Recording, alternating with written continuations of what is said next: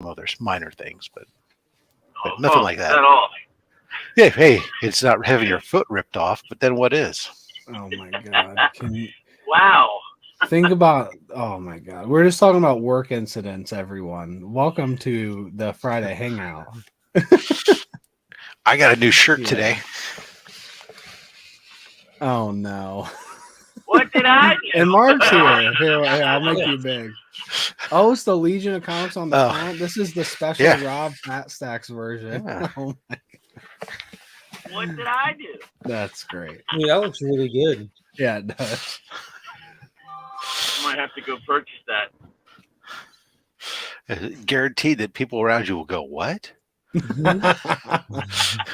You got. If you know, you know.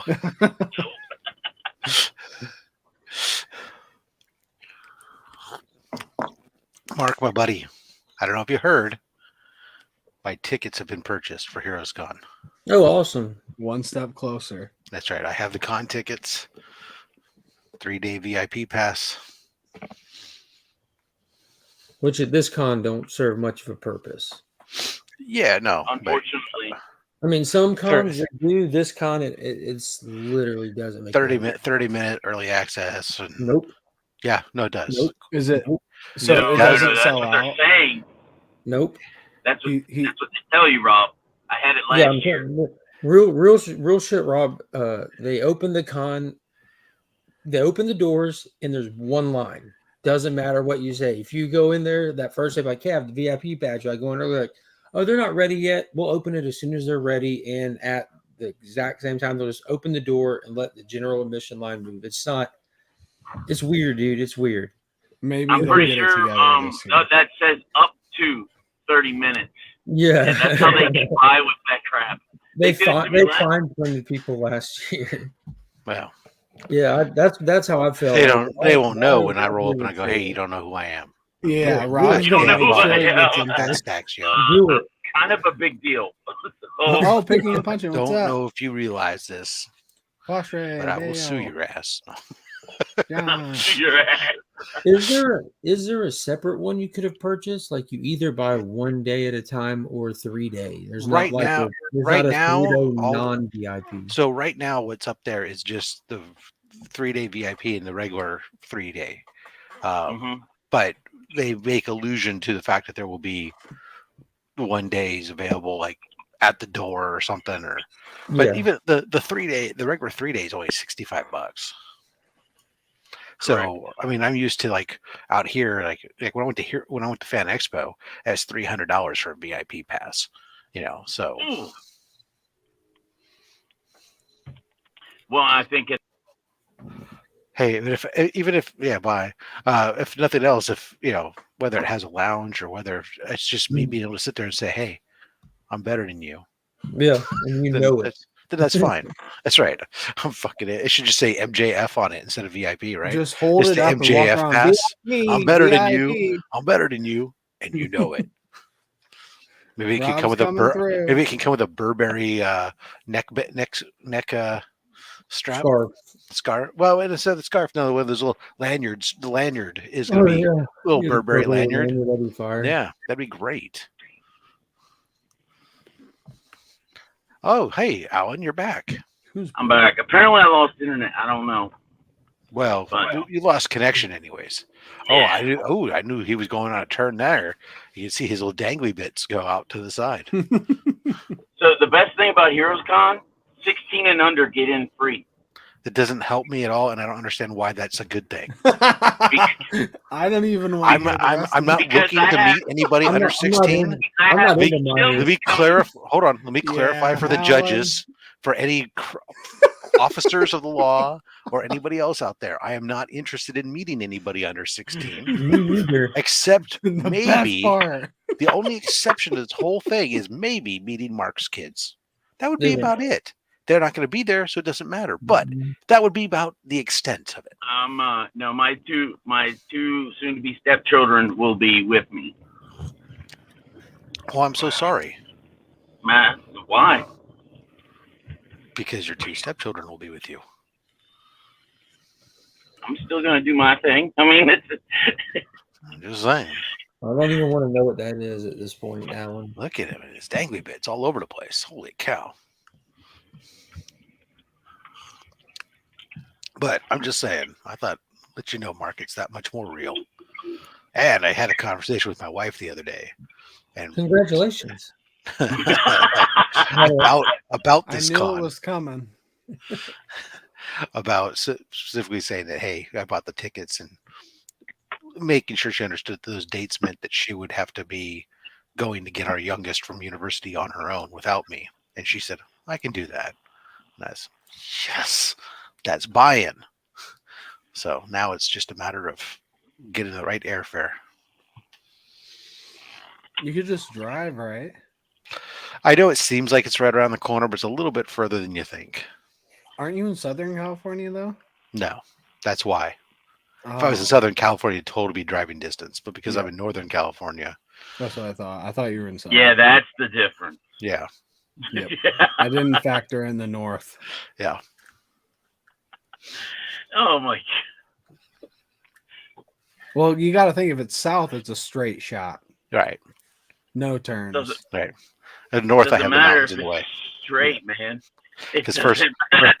Well, see, because from Southern California to North Carolina, it's really only about a 2-hour drive. But it's the Yep. Northern California to Southern California that's like a 2-day drive. Mhm. So it just is ridiculous. Yep. And you got to factor in time change, so that gives you a few extra hours. 3. Yeah. It messes me up. I swear, it's such a. Sometimes it's a pain in the ass when I'm like factoring in my son's Right. travel, back and forth home from university, because he's in the mountain time zone, but he'll catch a shuttle from his university and takes him to the Las Vegas airport, and Las Vegas airport is in Pacific time zone. So it's like you're on the shuttle, you change time zones. Yeah. So when you're trying to book the shuttle based on flight times, you have to sit there and Yeah, we had to do that too when we took the train to Chicago because it changes from where we live to Chicago. okay. So that 1 hour You're like, oh, difference, like, you're like, how's a literally just 2-hour train ride? mind-fucked me. Okay, so we're gonna be on the train for an hour and a half, but we're technically gonna be there in 30 minutes. Oh yeah, you go that way. Like, That's even better. What? So what time do we get there? And then where are we? What time zone?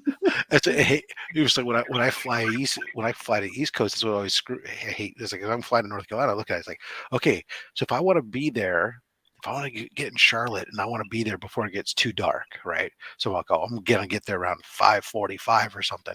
I have to leave here on a flight like at 6 o'clock in the morning.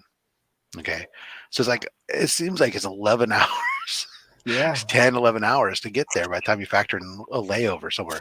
But then when I come back, it's like I can leave it, like if I leave at 6 in the morning, I'm home by 10 a.m. Yep. my time. I still think I still have the whole day to go here. Traveling out to you guys on the east, man, sucks. Yeah, that's why I just stay east.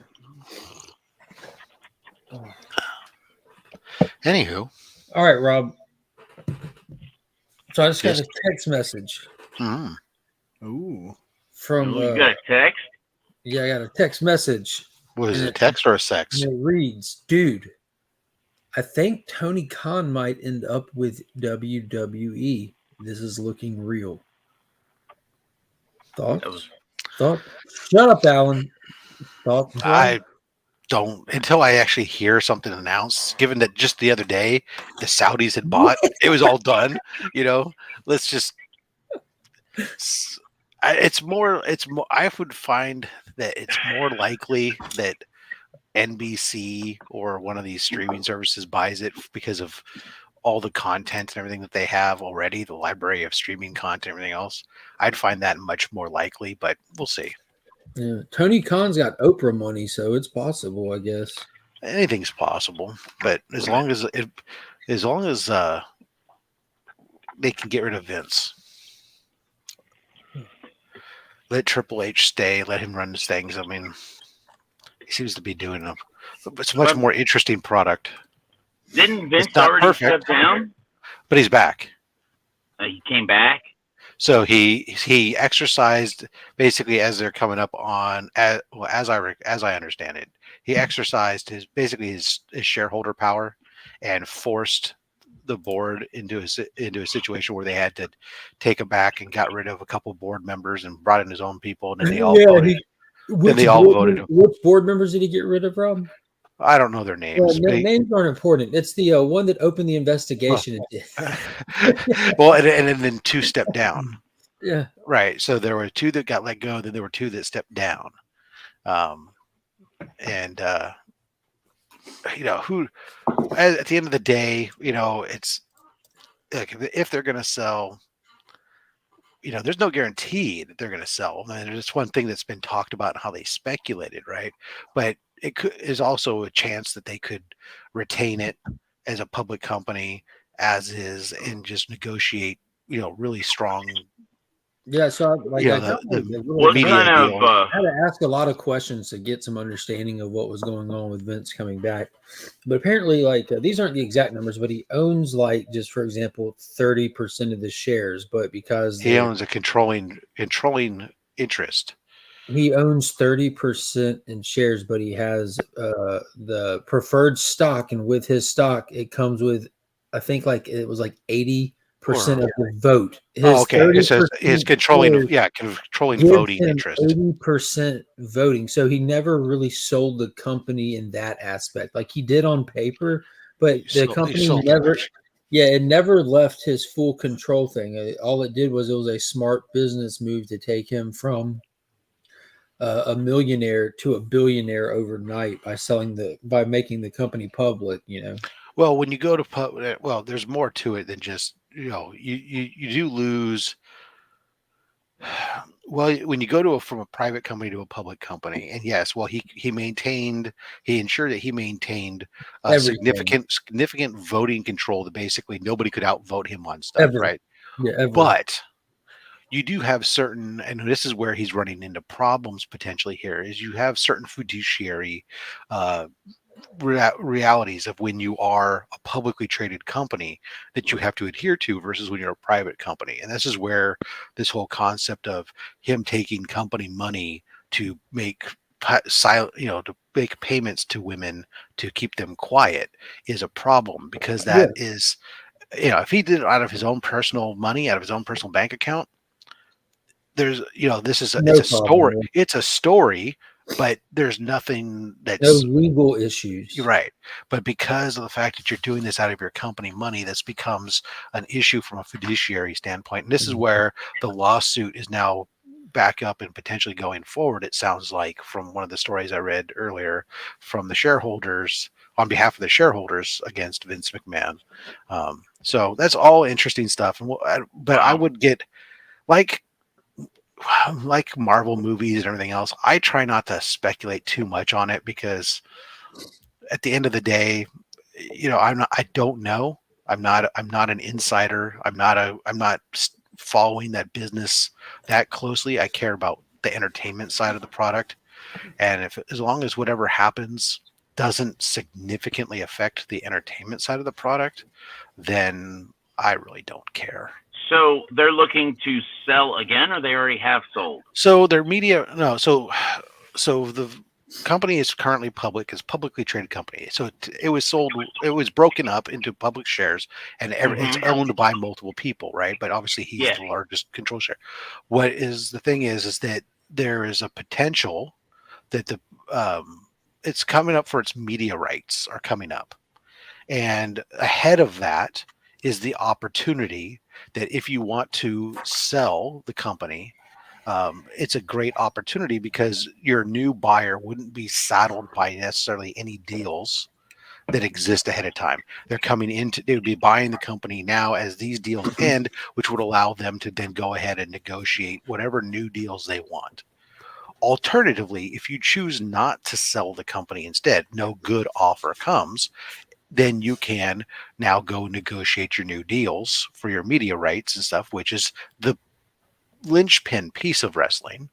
Then that is an opportunity for them to then maximize the shareholder value there. And then Vince could either step back away again or stay, depending upon whether you believe him or not, that he's only here for this this purpose to find during this period. But because not only from a standpoint of, like anything else, from your regular live TV, look, WWE is producing 6 hours of at least 6 hours minimum. I guess there's more because there's some of the other shows that I don't see, but between NXT, SmackDown, and Raw, just right there, that's 6 hours of programming a week, right? That they have that are showing, and then that becomes, and it's a weekly show that's been going back. Plus, they have all the ECW archives and all the WCW archives. It's a huge pile of media that's available to a streaming service that has them right now. NBC has the media streaming rights, so it becomes a huge library for them to have. That has value in this day and age. Friday the 13th. Yeah, it's Friday the 13th. I didn't even register. I didn't even notice that either. Because I plan to recognize this holiday, here is my Friday the 13th box set. And it's signed by Warren Gillette. He played Jason in the second film, the Baghead Man. And I know I have a hockey mask signed by him, but that's just the Jason that was there. So that's what got signed. Yeah. Hey, in that case, this being Friday the 13th, to all my friends who work at my former company, Velodyne, I apologize, and I hope that you retain your job. For those of you who don't know, when I worked there for 8 years, it was notorious that every Friday the 13th was the days that they would choose to do corporate downsizing and layoffs. And yeah, so at first people didn't recognize it. And I noticed it, and I called it out to an HR director one time when we got a new HR person. I said, "Hey, are you going to stop doing the callings on the Friday the 13th?" She said, "What are you talking about?" I said, "Go look at your files." And I said, "You'll see that every Friday the 13th is when we do mass layoffs." And she would go through her records, and she's like, "Oh my God, no, that's going to stop on my watch." And then of course, like the next month was Friday the 13th, and another calling. I hit my first home run. So bad. I hit my first up to a lot of problems. I hit my first Little League home run on Friday the 13th, so I always wore number 13 from then on. Well, how many did you hit after that? A lot. Too many to count. He was a T-ball terror. He was a T-ball terror. You should have seen me on the sticks on PS2. I mean, as you know, it benefited him to this day in his career.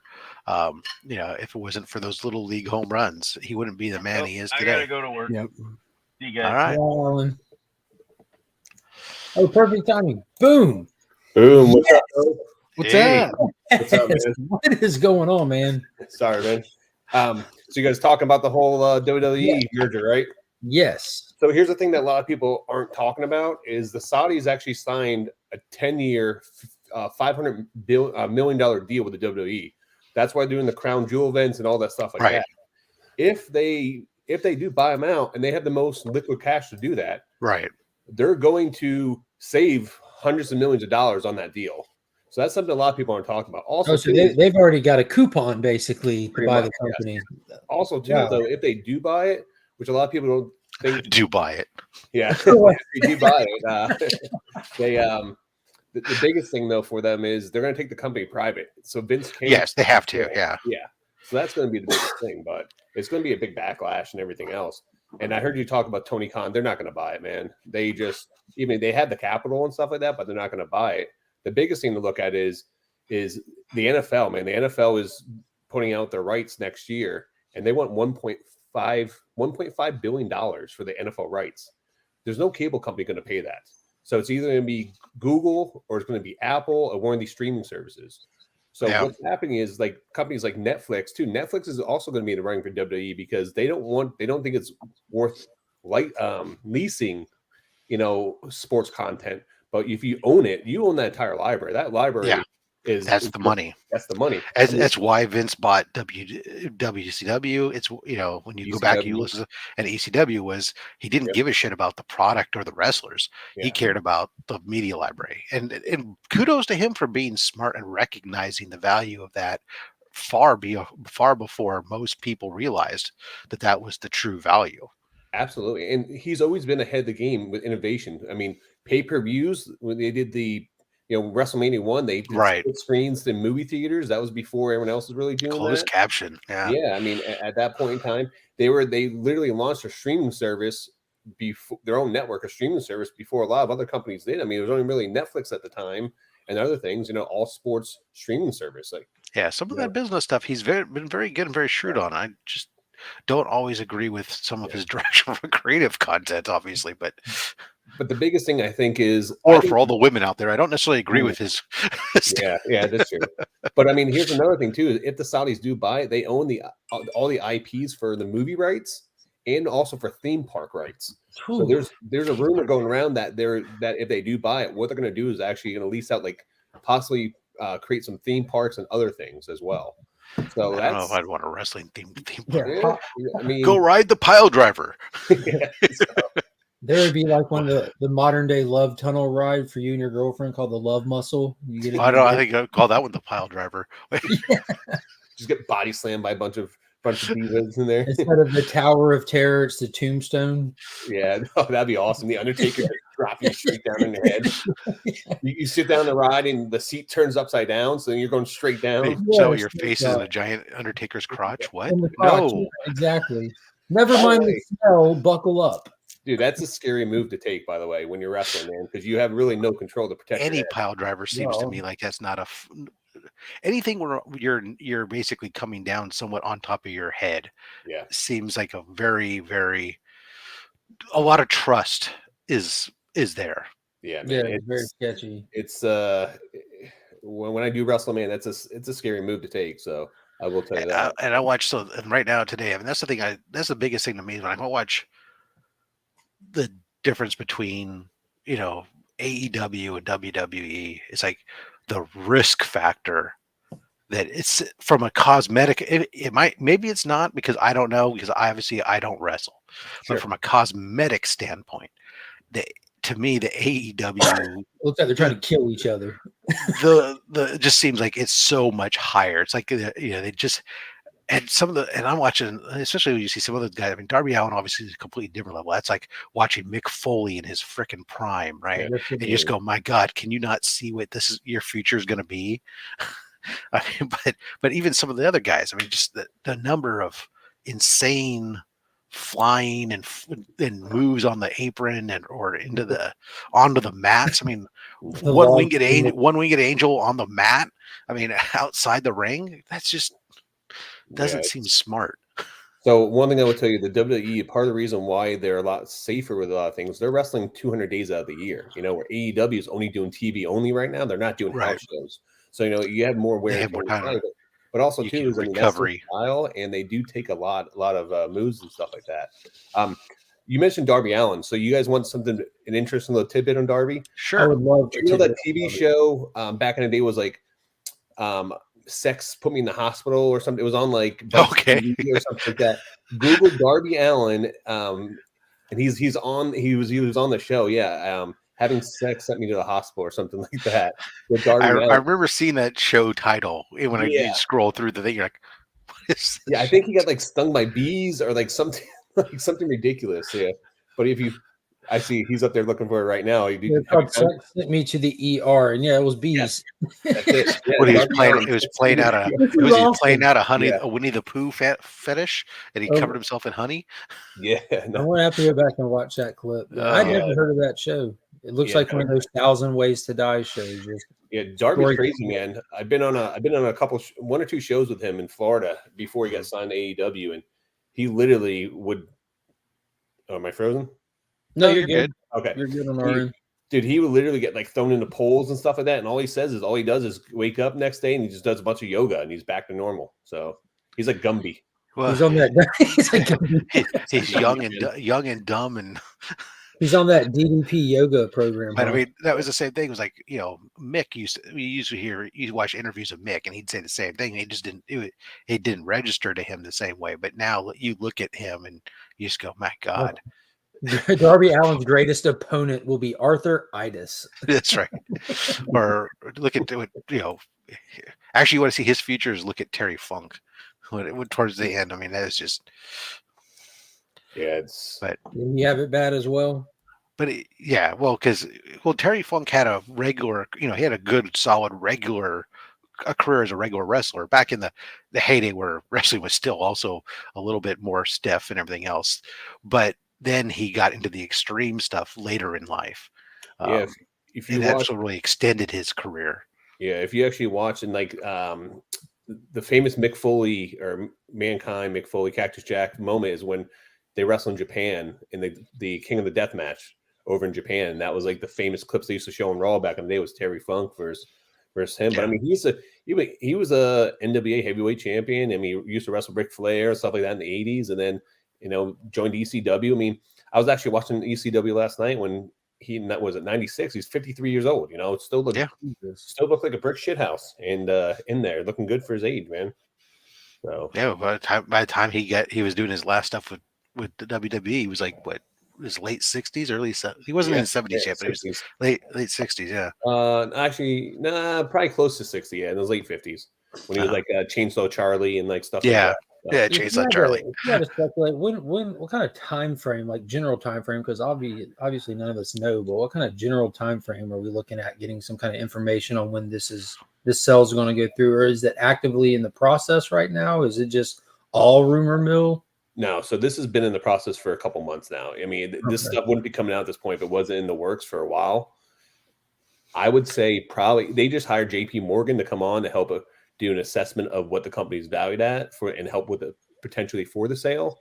But I mean, it's brilliant because their media rights are up in 2024. So why not try to sell the whole company before? That's the timeline. Yeah, there it is. It's brilliant. Like it's a brilliant business move. You know what I mean? It's a boss move. Yeah, because they can go to whoever's a potential buyer and say, look, you're not saddled by whatever we negotiate. You get to go negotiate your own media rights. Or if you sell to a media company, you don't have a product that now somebody else has. You have a commitment to some other potential company, right? You get to have it all.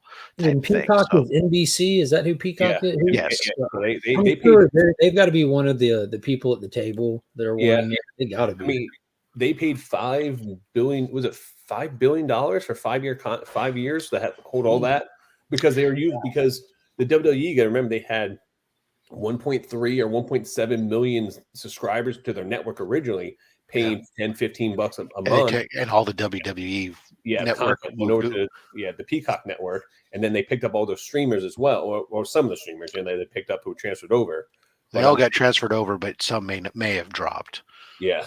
So to answer your question, I would say probably 3 to 6 months. You would probably get like a the final sale go through and stuff like that. Or at least be announced. Yeah, be announced. Yeah, there's the finality stuff that goes on. It'll take longer, but if it's going to happen, yeah, I think it's going to happen, man. I mean, they're in the perfect position right now. So, right, no, but it all depends on what offers come to the table and what I'd like to say what the board decides, but obviously we know based on what's more interesting to me is to hear stuff that and again, how much new do you put into certain things, stories? But it was a story I read yesterday or something. It was trying to imply that Stephanie and Hunter weren't in favor of selling or doing anything. But who knows? Who cares? At the end of the day, it's irrelevant. I mean, think of it this way: if that was your family business all your life, you may not want to sell. And Pop comes in here like a loose cannon in his old years and sells it out from under the family. Actually, what I did read that was most interesting is how much Shane got paid last year as a consultant? Over $800,000. Yeah, over $890,000 as a paid consultant after he fucked up Royal Rumble and did almost nothing else after that. He got the company paid him almost $1 million to do nothing. That's family business, man. You take care of the one, take care of your family. Yeah. But that now It's in a big his number defense, to us, but think of how much Shane could be making if he was like a productive, active part of the business. Yeah. well, I don't know. His biggest asset was the dude was a fucking spot machine when he would do a match. I mean, I almost felt like he overcompensated. Like you watch him, it's like he felt like he had to sit there and show the boys in the back that look, I know, I belong here. I'm going out. I don't go out there every day like you guys. I don't do all this stuff, but I'm going to compensate for that by taking the fucking insane spot. Yeah, he's thrown off the top of that cage plenty of times. Well, they said that him growing up, he was always like that. He was a risk taker, so he was actually a risk. What do they call it? Like a risk Ability. Adrenaline junkie. adrenaline junkie. Yeah. So they said he would be doing like taking bikes out, going 100 miles an hour, like just doing all kind of crazy stuff. So he lived his life like that prior to this, and then he did the same thing in WWE. I mean, he took some crazy bumps, man. Crazy bumps. So I still love looking at the one where he's sitting on top of the cage, looking down below. And goes, yeah, he does it. You go, okay, maybe this wasn't the smartest idea I ever decided. I agreed to, but anyways, yeah. All right. Well, hey guys, I got a quick jump off here. I got to take the kid to school. So it was nice chatting with you guys. Man. Appreciate you hopping on, man. Yeah, man. Yeah. See you guys. Talk I'll to be you, back on in the future more, man. All right. All right. Absolutely. Yep. Bye. Shane making that paralegal money. Daddy touched him in the wrong way. What? Hey, come on, man. Said paralegal, not Catholic Church.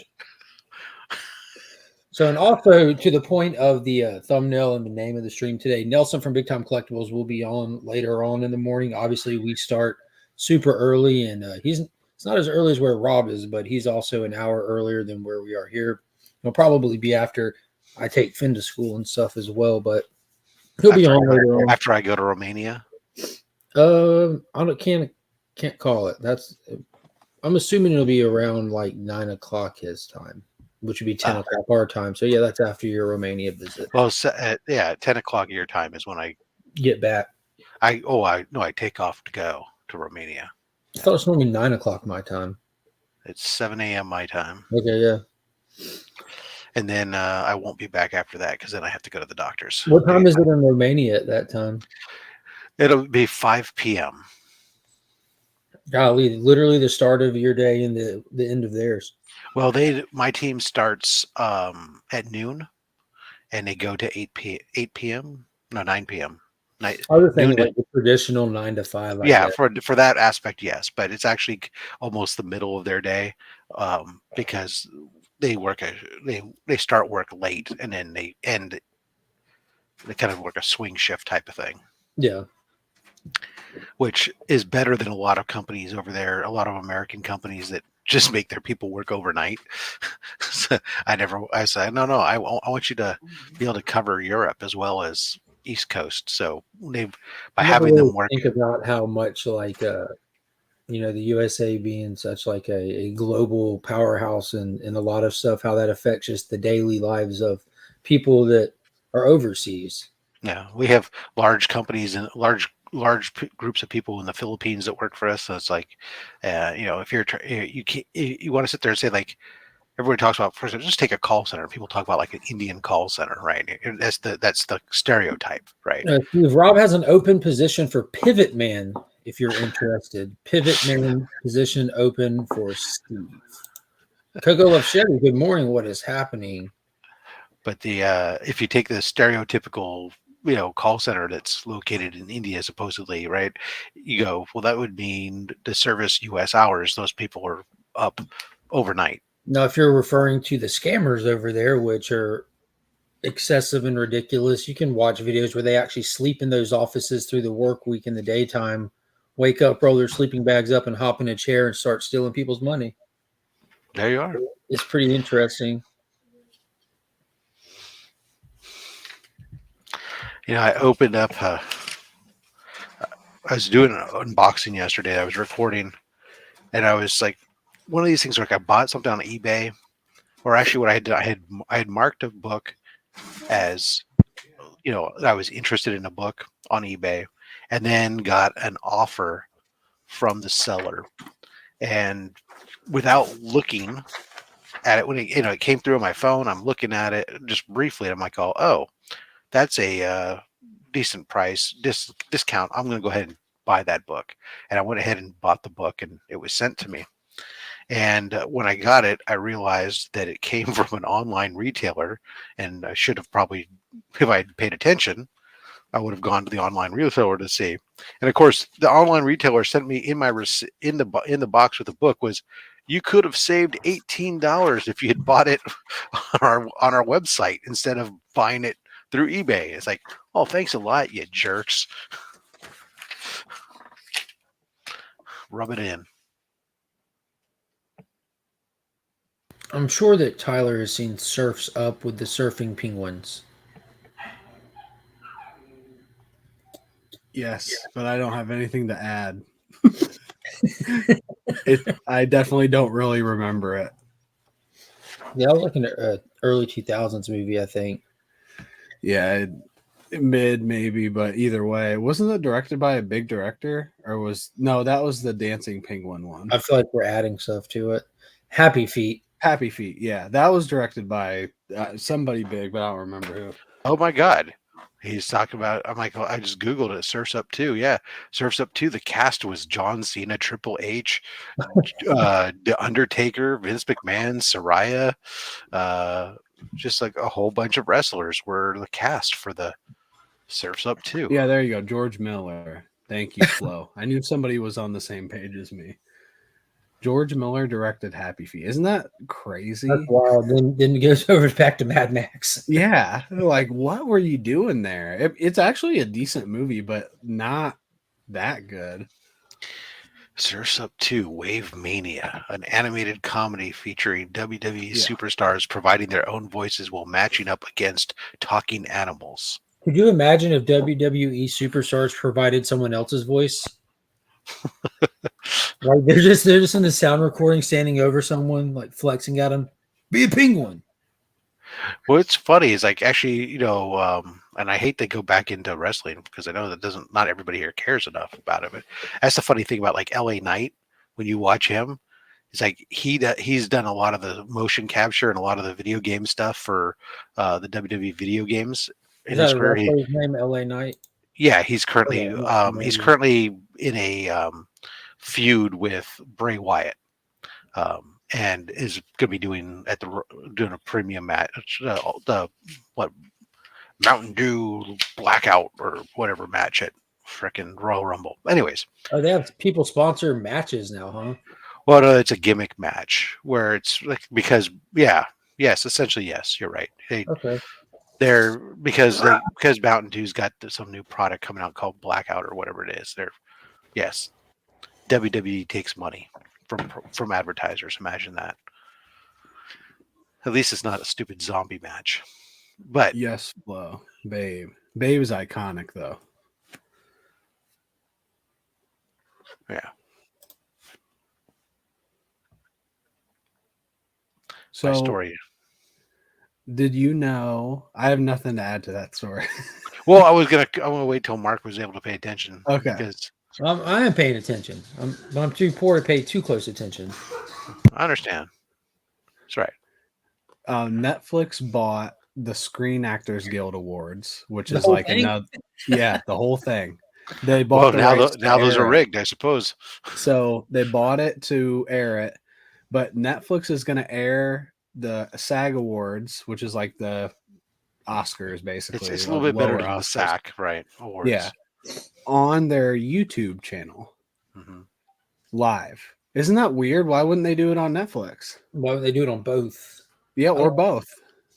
Has Netflix ever maybe they don't have the ability to do something live on Netflix, but maybe they're working towards it, and this is like their first step, and they're putting it on YouTube because I think they have a couple concerts and a couple live comedy specials coming up as well, and I don't know who's doing any of that, but they're supposed to be on Netflix, not the YouTube. I feel like if I can do live streaming, they should be able to do live. They definitely can. They have the rights to it. But it's sometimes it's about how your technology is set up. If your entire technology is set up different in I such a way don't not to live normally stream care it. about award shows, but I saw I can bet on Oscars, so I'm looking into it now. Betting on Oscars is really a good way to go. By the time it comes around, you can almost predict everyone. You could go like 27 for 27. But wouldn't it be like little to no payout if that's the case? Not if you parlay them. I don't know what that means. I just You bet on the first. You bet on the first that means one. they have to take you to their So- leader. They can't. Which kill you. no, you place your bets, but it's like the first one. You have you're to hit winning. them all to Yeah, win. essentially, if the first one wins, then the winnings parlay over to the next one, and then the next. Yep. You can't use the word to define the word. You'd have to say rollover. So if you bet on 4 things to win and Parlay. you lose one of them, you lose the whole bet. He said to parlay it, baby. We all gonna be rich. No, I really think. I think honestly, if I was going to bet on anything, parfait, Yeah, that'd be great. I'd love to see that in some comedy movie, like some crime boss. Yes, I'd like a parfait, please. You want a dessert? No. Yeah, just parfait them all. There you go. But I actually am rich because my bookie told me Will Smith was slapping Chris Rock last year. Nice. I remember that happened live when you were live on the show, and Lisa was like calling me, and I put it in the chat. That was like a crazy moment. I'm like, no way, that had to be rigged. Yeah, that's what I thought, and I still don't know, really. Insane. Everybody talked about it. It was Everybody wild. hates Chris. And they just had the what was it? The Golden Globes were just held after a year off. Yeah. I don't honestly care about any else. A lot of people don't. That's actually Yeah, the big it used story. most people don't. Yeah, that It was the used- big story. The big takeaway from this year's Golden Globe, that year off really hurt them. Yeah. Well, Despite the fact that they took a year off to try to help themselves. And It used to. I mean, if that's the case, I mean that's probably what you would expect. You know, if you're going down and you have to stop and try to reevaluate, reassess, and redirect your efforts when you come back, it's not going to be. You know, these things were like Yeah, big things. automatically It seemed there. like back in the day, and maybe that was partially because there wasn't as many options of what you could watch, right? So when a network put on one of these things, it was on. But it seemed like the only thing that I remember watching as a kid, it was like, oh, it was Oscars. Now all of a sudden it's like there's 47,000 different award shows that they're constantly doing, and you know what?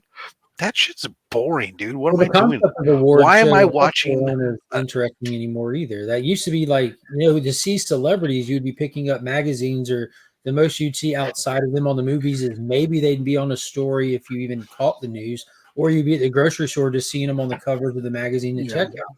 So the award show was this big, like, grouping up of all these celebrities in this place, and that was the only time you'd see it like that. Now you have the internet and all this accessible information and all this Well, news. look at it like there's two different types of shows that really irritate me that they're popular, right? First of all, when it comes to award shows, I'm not going to win an award. I have no You my did. skin. Well, that award show I watched, but why am I going to watch an award show that I have no skin in the game? If not a part of you any of watch those all those movies, I used to watch every movie nominated for I don't Best even Picture and It has nothing. every. Who cares if I watch the movie or not? But I used to. I thought it was fun. Yeah, Just as a movie fan. So because you watched it, you feel like if it wins, you were a part of that, and that No. you that award I'm belongs just to you somehow. I'm just interested. Okay. Yeah, it's kind of So like people. it doesn't- Or people to me, going and watching. into it, it's enjoyable. To me, it's like going to just going to a local high school and sitting through their academic awards when I don't have a kid there. It's like, Okay. who cares? Alan, Why Alan am I Depending on the watching? age. Oh, hey, congratulations, this kid. I don't know who he is. I don't care. I don't have no Okay, but interest it's in the gambling. same thing like Mark said with sports. Like And- I didn't win in 2016, but it was exciting because I'm a Cubs fan. And I watched them all year. Well, I think you're still watching them play the game. It's a little bit different than watching an award show. Well, I- you watch I watched all the or movies. the games. I'm just yeah. saying, if they did a big awards presentation about the Golden Glove winners or something, They and do, you sit and there I watching. watched them. Okay, well, you're out there, and none of your guys are on there, and you're still watching it. I mean, that's great. To me, it doesn't appeal to me. But it's just Yeah. like also the other type of show that bugs me that doesn't appeal to me is freaking all these goddamn like so you think you can dance, you want to sing, whatever. Like they're talent shows. I didn't like going to talent shows when my kids were in them. Why the fuck do I want to sit down and watch a talent show on television? It makes no sense to me. Rob, Congratulations, John. I think there's just something you're not getting because John won the national championship. Yeah. Circumstances won the World Series. Tyler Yes, won you did. Yeah, it's just something we're just not a part of. But it's happening. It's clearly happening. Yeah, I don't claim to have any part of the 49ers Super Bowls championships or any of the A's multiple championships. Well, you wouldn't. You're a Dodgers fan. It's pajama. Why would you claim the A's? I don't know why I would claim the Dodgers. That's a damn good question. Just the jersey I see you in each week. I'm just like, it's not jersey. Those aren't Dodgers colors. Oh God, the Dodgers don't have a cream jersey. Oh, people cream anywhere they want, really. Yeah, it's true. We talked about it last night on Remy's place. Yes, you did. A top player before. Angel taught I us was watching that. I was commenting about how the fine art and the digital still life and the digital still life. the modernist digital still life realism movement of the late 21st century. Yeah. Yeah. It's a thing. I'm looking at betting Chiefs versus 49ers Super Bowl this year. That's my pick. I would like to think that could happen, but honestly, I don't. As a Niners fan, I guess I'm just like, I'd rather go in thinking we're not going to make it, and that way I won't be let down when we don't. Everybody's well, from what I've seen, everybody's liking the Niners this year. Their team is stacked. They are, but at the same time, we still have Purdy. A rookie quarterback, right? Yeah, he just doesn't have to do much, and he seems to be doing good, and I like to think that at the very minimum, he's played himself into a competition next year, right, for the starter's role.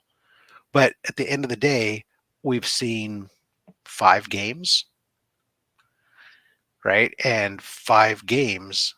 I mean, is not necessarily a sample size that makes me say, "Oh, dude, he's the franchise and he's all this." Oh yeah, and everything else. It's like, okay.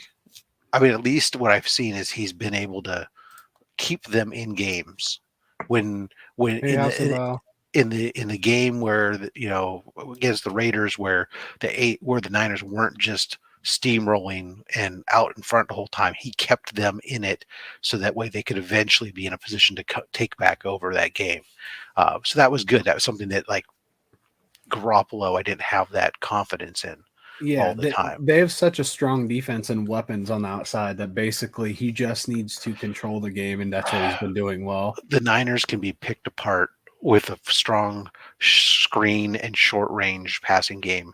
If you can get a team that can get some rack, the Niners are also still suspect on a deep ball.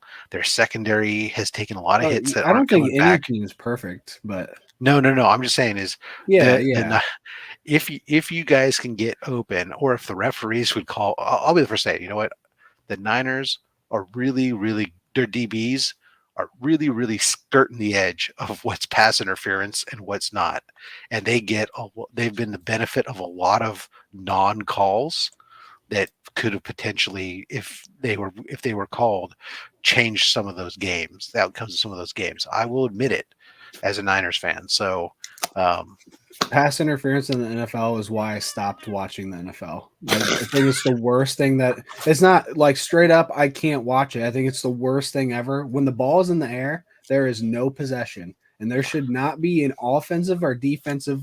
Like when the ball's up, it's up, and whatever happens on the ground happens on the ground. I don't want to get favored towards the offense. It's in the fucking. I think air. there's a little bit there's always something that, hey, look, if the ball is coming and I take you and I tackle you before the ball even gets there, That's that's definitely not what I'm talking about. but That's if clear as but if the day. two of us are just trying to get the ball, yeah, those are great socks. But why would you have socks? And it's every game. It's Are every you wearing game. socks with your flops? You're muted. I wear them in the house sometimes. Like this morning, Uh, that's what my wife walked in here. She walked in the room and said, "This is offensive," because I come in and I open the back door so the dog can come in and out, and it's like 48 degrees outside, and these are like hardwood floors. I get it.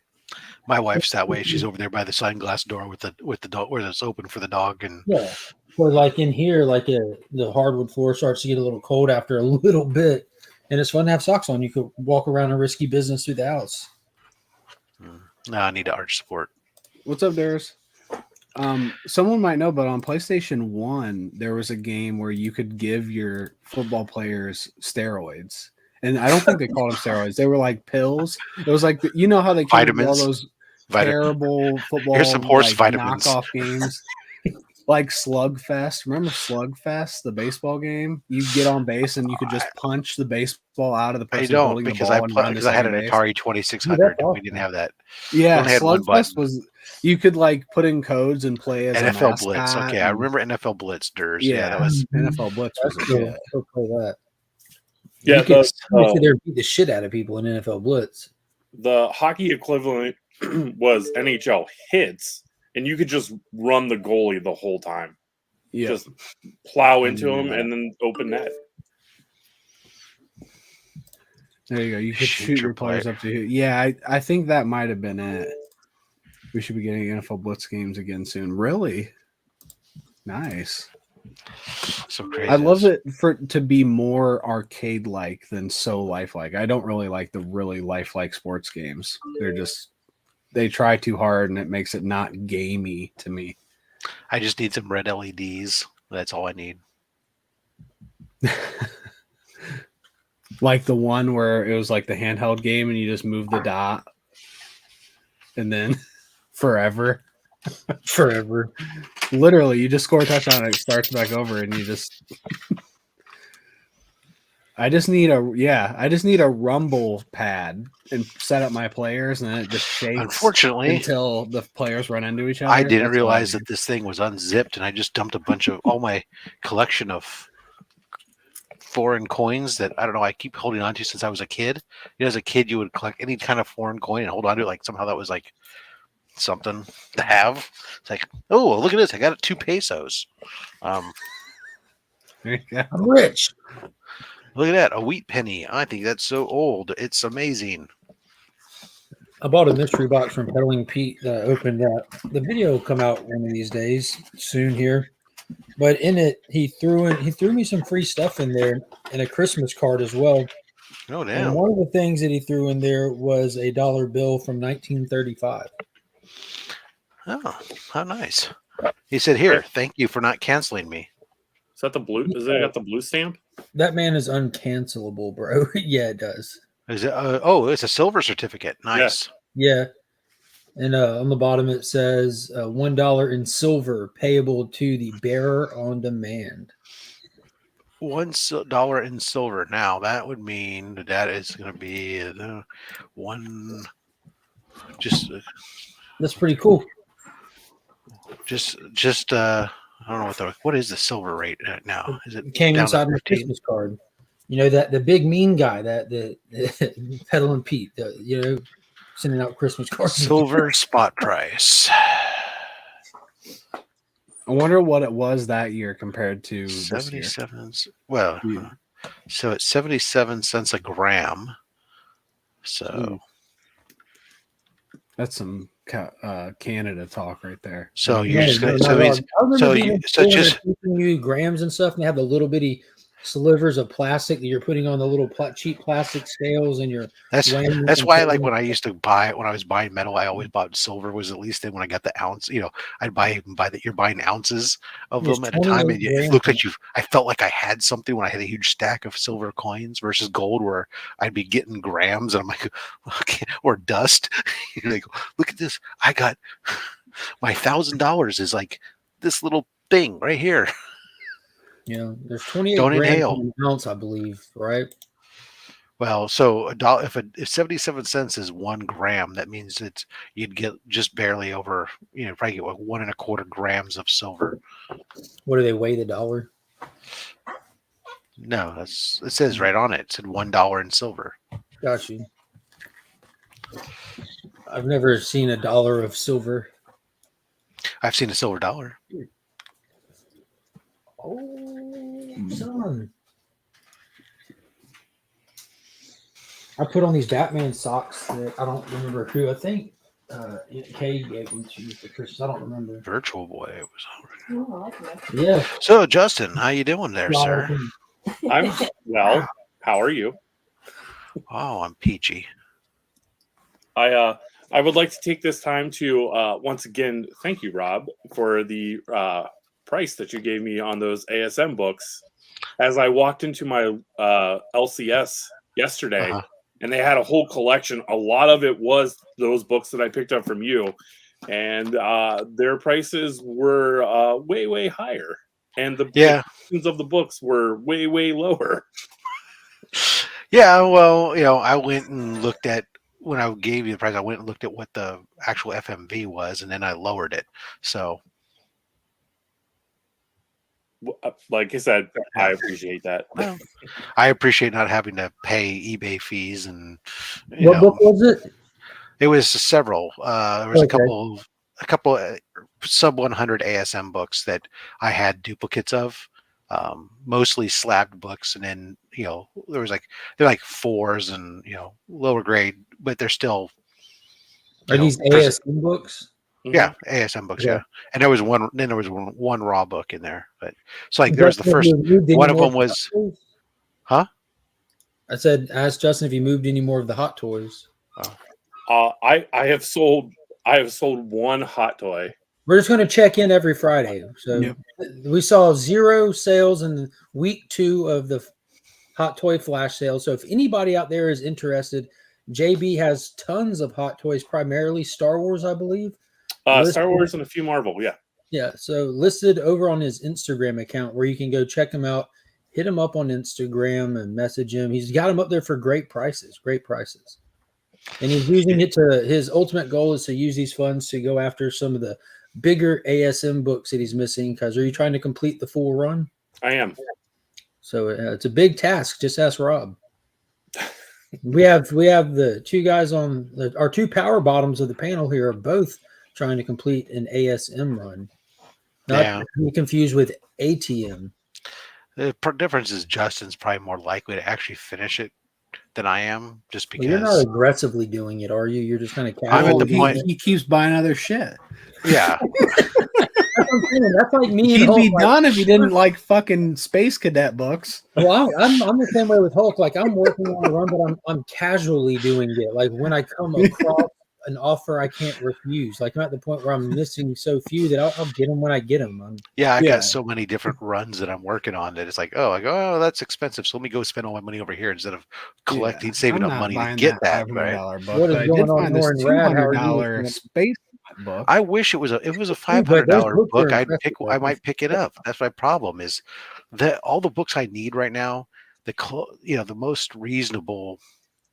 So the other day there was actually a reasonably priced Spider-Man Annual #1, but I didn't pull the trigger because I wasn't quite as liquid as I want to be right now. Especially with I got a show this weekend that I'm trying to go to and gonna spend some money at. So, but the rest of the books I'm looking for are basically they're 4-figure books. I have yet to spend 4 figures on a book, and that's just a threshold I have to kind of reconcile. Oh yeah, with those last books. Yeah. So even in low grades, it just becomes. And I don't have a bunch of hot toys that I can sell. I do have a bunch of comics I could sell, but then I won't have those comics, That's Yeah. how I feel. and that's a problem. At least the ones I sold Justin, those were duplicates. Mhm. So I could even though as I was packaging them up, I said, why the hell am I selling him a copy of the first appearance of Mary Jane? That was like one of those books where I'm like, oh, I don't mind having 2-3 copies of those. And at one point I did have 3 copies of it, but then Send it back. I AOK'd one copy to Freaky Louie because I said, well, I got 3 that guy. copies. I can give it. He'll never have it. And I know it was a PGX graded copy. I'm like, oh, he won't care. He's just going to love that thing to pieces. Boom. So then I had the other 2 and it was like, and they're both the same grade. And I was just like, oh, I won't. No, see, there he is. There's the love. There you go. Thank you, Freaky. And then I knew Louis was watching. then I saw what it was like when I was giving Justin the list, I just went through my list. I wasn't associating what books were which. I just went down my list of, I have duplicates, and I gave it. Then again, it wasn't when I'm packing it up. I'm like, oh, dude, I fucking agreed to sell him one of these. Son of a bitch. Well, so Sorry. the first list you sent, it had 41 on it. Oh, And- that was a big mistake because and that I was was don't have a sweet, duplicate. yeah, I'll take a 41. It's the first Rhino. And then you came back and you were like, that was a misprint. It should be 42. And I'm like, Right. Well, First that's a Mary nice Jane. consolation prize. Right. Yeah. I don't know how I wrote down 41 because I definitely don't have 2 copies of 41. My shop has a 41 right now. So I get you changed that way. You don't, I was super happy when I ended up scoring my 41 because my 41 looks much better than it is. The grade got a hit because it looks like somebody tried to. No. It looks like somebody pinned it up on a bulletin board or something. It's got these little, but not in a place where like somebody would pin it up in the corners to hold it, hang it up like a poster. It's like right through the middle of Rhino. Yeah, you wouldn't want it to like fall down. So there's like 5 little pinholes that go right through the middle of the Rhino, and it's like, what the hell is this? But you can't see them unless you like hold it up to the light or something, really, or you really start looking close. So I'm fine with that. Take it into like a dark room and then put a flashlight on the back and watch the light come through. Yeah. Well, I've been able to show it off, holding it up to the camera and get the right angle. You can't necessarily see through it, but you can see, oh yeah, okay, there's the pinholes or something. But I was really kind of happy actually. It was fun was this book, this World's Finest, the other day was up. Somebody had one. It was one of these books where I know there's only a handful in the census. And I was really surprised when it came back at 6.0 white pages, but I never really had an idea what the value was because the only one that had like sold anytime recently was like a really high grade and or a stupid low grade. But the other day I saw on eBay there was one up. Somebody had a 6.0. It was just off white pages instead of white pages. So I followed it to watch it, and I was pleasantly surprised to see it sell for about $700. So I figure, okay, well, now I know that I can safely assume that for right now, the market price on that has been set recently. It's around $700. Hooray. Not that I'm going to sell it, but Yeah. Are you going to sell? No. but then I wouldn't have it. Yeah, exactly. So why would you? Yeah, I don't even look at. Once Actually, I buy a book, I delete it off eBay. I have no idea what it's worth ever. I get I have it. Actually, there are certain books like so that actually to be fair, that World's Finest that would be a book that if I had the opportunity, like where I'm to get one of the ASM books I really really needed, and that was like the book that somebody wanted that would allow me to get that, it would be a book I would let go. I mean, I love it. I think it's a cool, fun, quirky book that tells a certain story at the time. But I mean, World's Finest covers are amazing. Right. I don't. It's not like it's not a series I am like super partial to or anything. Or so Yeah, I could. But dude, that looks so good. The black cover too. There aren't many World's Finest black covers. It's a sexy ass book, and it's one of your few first prints on the wall. You know, just for that, so I'm going to have to take down that's 1 second print. So I guess there's 2 second prints on my wall. Yeah, I know. Yeah. So if you're ever wondering what's behind Rob, it's either mostly facsimiles and second prints. 2-second prints on the wall. That's it. Yeah, I mean, once you count past one, you might as well just count them all. Well, I could take down the Gwen Stacy, the Edge of the Spider-Verse one, because I do have a first print in the garage, but I've just kept the second print up because it's signed and remarked. Yeah. More of a first print guy, really, for me. No. Well, there you are. Anyways, yes, Justin, you're welcome. Just don't forget to finish your payment by signing the book. Yeah. Oh yeah, I need to do that. It's sitting right over there. You don't get that's all right. It's sat ready to ship out to you for months. So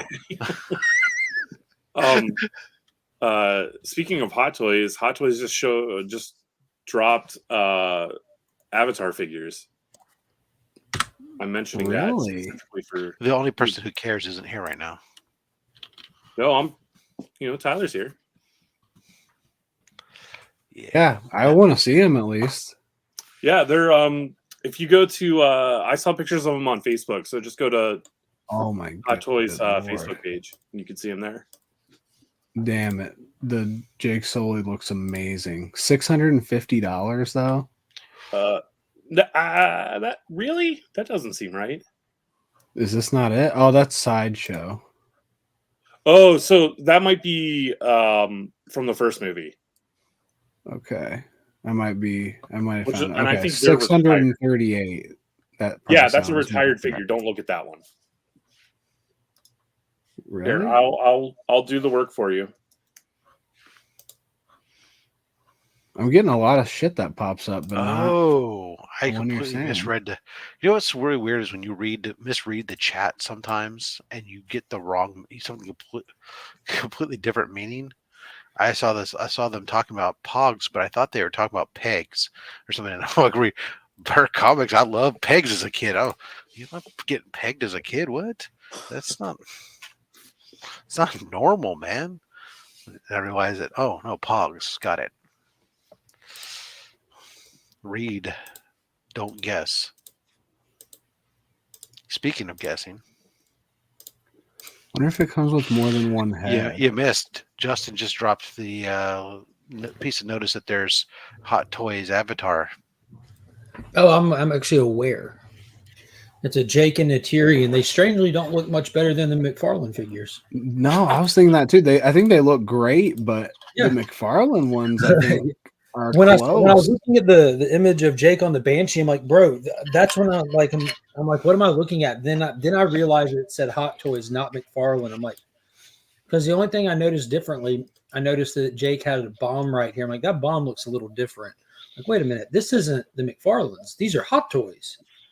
Like, I couldn't notice like right on the whim. Then I started looking at joints and stuff. I'm like, oh, okay.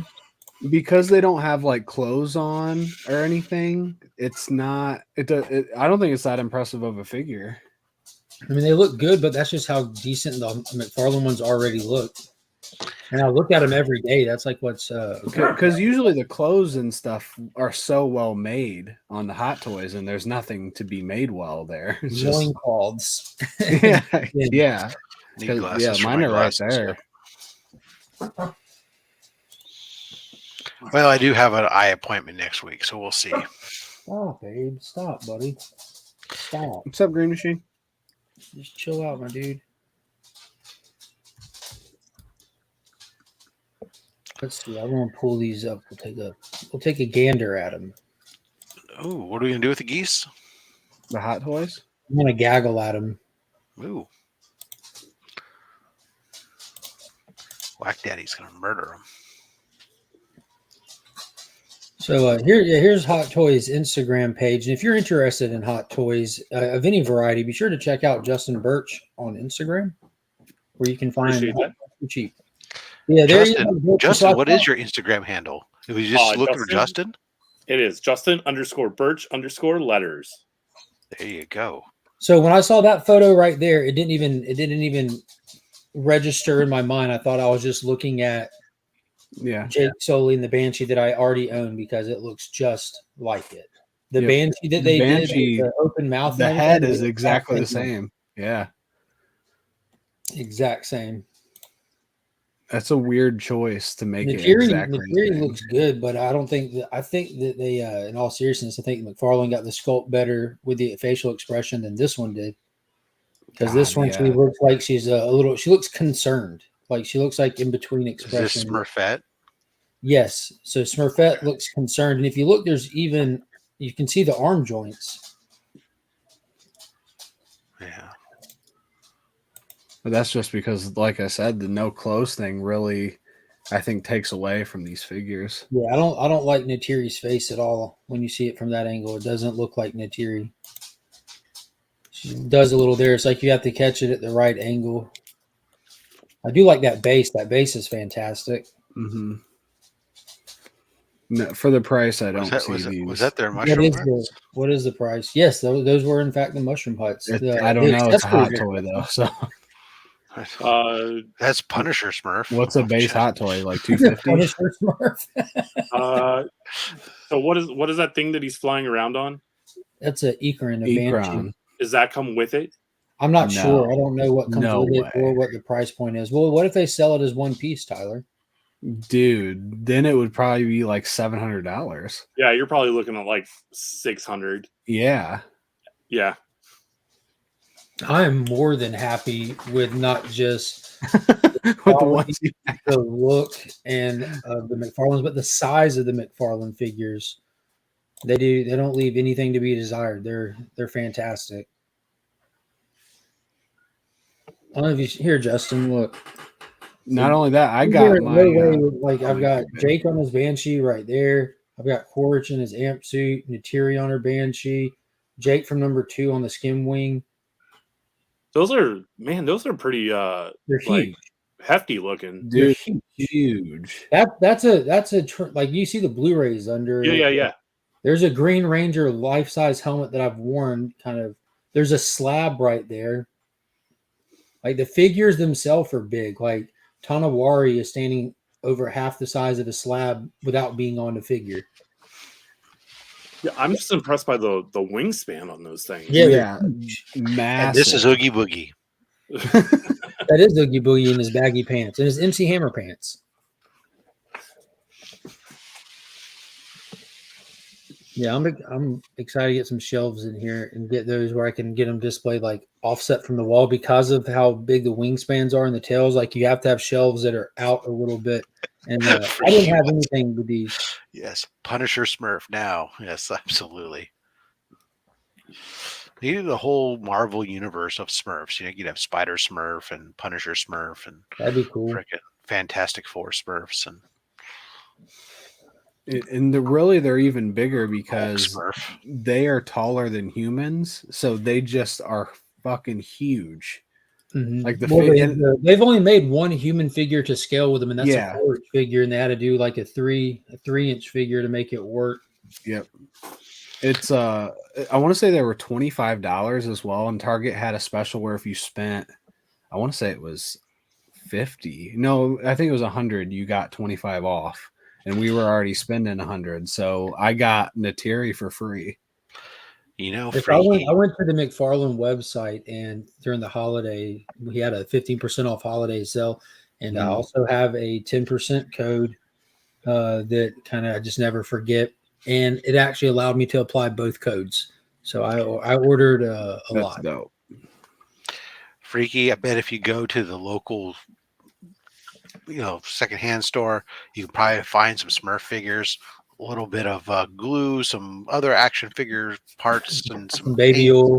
You can make yourself a Punisher Smurf and make yourself any number of other fucking crazy Smurfs, and that would be something else. You can just see that one when Gargamel comes next time. Smurf this, standing there with a belt-fed machine gun. So apparently, Punisher Smurf is a thing. I just Googled it. Oh, really? Yeah. Here, I thought I was being creative and made up something on my own. We didn't come up with it first. Apparently, it's Grumpy Smurf on both images. There's 2 images on Google, and it's Grumpy Smurf on both of them, sitting there holding the piece with the just where the skull. Okay, that's less than less No, exciting. they're done up. They're done up. One of them's got the full Punisher suit on. It's just Grumpy Smurf's head on it. And the other one, he's wearing just a shirt. Now we know why he's grumpy. Well, there you go. I noticed in this process, I came across the movie, the Smurf-tastic Journey, where there's a bubble helmet on a Smurf. Damn it! Now you need it. Yeah, aggressively said the Avatar Lego sets are awesome. So my oldest daughter, who I took to see it the second time I went, she's absolutely in love with the movie, and she's even went and bought McFarlane figures and have them up in her room all on her own. And she's been sending me photos of these Lego sets, and she wants to. I've never done a Lego build, but she sent me one of like the big Metakain tribe set, like the whole water people set. She wants to take get us it away from Avatar and build it together. I think it'd be fun to do. Yeah, I've seen it. It's dope. Who did it? Taco Pops did it. If you watch him, he did an amazing review of that. You should do some Lego builds because they're fun. Yeah, I'm sure they're fun. We've just kind of shied away from them because of the age of our kids. For the wife likes Legos and stuff. We just didn't necessarily want them in the house, but we're definitely past that point. The kids don't really eat toys anymore. Finn's been past. That's why you start them off on Duplo. But I think it would be fun. I know I've got a lot of Lego building this year. Just the Home Alone set, or do you have other ones as well? Yeah. We showed off some of them last night. I think we showed off 5 sets, and we have a couple more that we're coming in on. What do you have to build? The Home Alone set, which is like 4,000 pieces. Insane. And then the Winnie the Pooh set, which is also massive. A couple Star Wars sets. We're going to get the Disneyland castle. After you build them, I know you have a Disney castle already, don't y'all? Yep. We have the Disney World castle. We're going to get the Disneyland castle that is to scale with that one. That comes out this year. Which one's bigger? The Disney World castle is way bigger. And that's the one that you have, or that's the one that you're getting? Yep, that's the one we have. So the new one you're getting is the smaller one. It's smaller. Okay. It's just never been made. you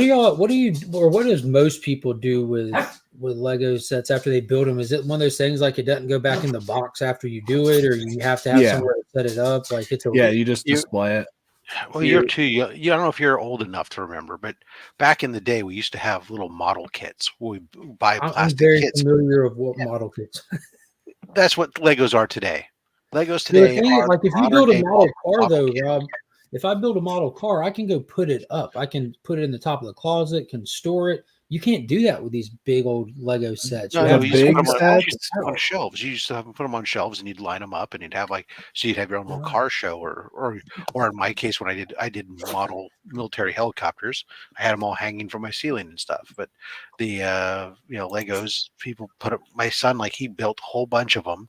He has a whole room next door at his grandfather's house that's all these model kits that the two of them worked on together after they built them. Then they got put up on the shelf and they just sit there. I'm just saying, I get building them and displaying them. My displays change. I swap stuff out. So is it once you build this giant Home Alone set that's this complex build, and then you take it down? No, we would never take it down. I don't think you could. You, Tyler. Oh, okay. If you need that 7 square feet of your house back for something, you just put it into a box. You put it in if you have to deconstruct a Lego build and put it into Ziploc bags, are you able to reconstruct it again? Yeah, sure. You have the instructions. Okay, I didn't know if the map was good for that, or my son calls instructions maps, but if the instructions are good for it, you can just build them over and over again. Yes. Yeah. Okay, that's all I was wondering. The instructions don't change. Yeah. In fact, I didn't know because I know the pieces are so unique to each box sometimes. Right, as long as you don't mix the pieces. Yeah. Good. You just have to. Oh, from set to set. From set to set. Okay. Right. Which is what I used to do as a kid because the sets weren't really. It was just a helicopter and a car or something. It wasn't this is the Batmobile. No, it was just a car. Yeah. So we just had a giant bin full of Legos. But yeah, now it's completely. Derek says that Lego displays are a pain in the peaches to change. I'm sure. Good morning, Pop Pop. That's why I was very glad not to. That was my thing that my father-in-law and my son did, and they were super into that together. And I was very happy to let them do it because not only did give him time with him, but they kept all the models over there and not in my house. Aggressive said in Star Wars High Republic books, there is a space station called the Starlight Beacon. Mm-hmm. It's basically like a good Death Star, and I've been making it out of Lego. Wow. Almost ready to show it nice. off. Wow, that's cool. Starlight Beacon though doesn't make it out of the series. Just spoiler alert. Why would you spoil it? You say spoiler alert before the spoiler, Rob. I remember I knew I was doing something Man in wrong. Black sent you. before I had a house and I was just making money and not paying it for anything. I just had a lot of extra money. I wanted to buy the $700 Millennium Falcon, but I had no clue where I could display it because it's like Especially not without a house. it's like this. Dude, It's like my son, his goal for the longest time was at one point there was the Republic drop ship or something. Like it was like this fucking ship, and it had like it was dropping this giant walker or something. It was like it was yep. like I know what you're talking about. $1,400 or something Yep. like that. And he decided that's what he wanted, and he basically sat there for a couple of years or for a while. He just told everybody like, all I want for Christmas and my birthday are Lego store gift cards. And so he was accumulating gift cards so he could get all this stuff. Well, he never got it, and I got like $800 of Lego store gift cards that haven't been used. We told him actually when he was just out here for Well, can Christmas. you Like, send, "Oh, why don't you take those gift cards?" $50 for some of them because I got to buy some sets for I my said, oldest. I told him, I said, why don't you take some of those gift cards and either A, go see if you can find something that you want today, or take that and go buy a crap ton of Lego sets and then go to like Toys for Tots or something and fucking drop them off or something. Rob, why don't you send me 150 in Lego gift? Does it only work at the Lego store? Yes. Or can they be redeemed online? Yes. Yeah, All right, well, it's free yeah. shipping as well. I I'll think give like you over $50 for 150 in Lego gift cards so you can get some of your money back. They're not mine. They're not my money. And it That sounds like makes it it is. even better because They then really you get sound your like money. Yeah. Let's turn it back into Not your your money. money. Get money for it. That's a win-win. How often can you buy cash with Lego gift cards That aren't yours. that aren't yours? Yeah. You're not losing anything. I just go into the parking lot. Hey, guy, you want some This gift is card? pure profit. Rob. Pure profit.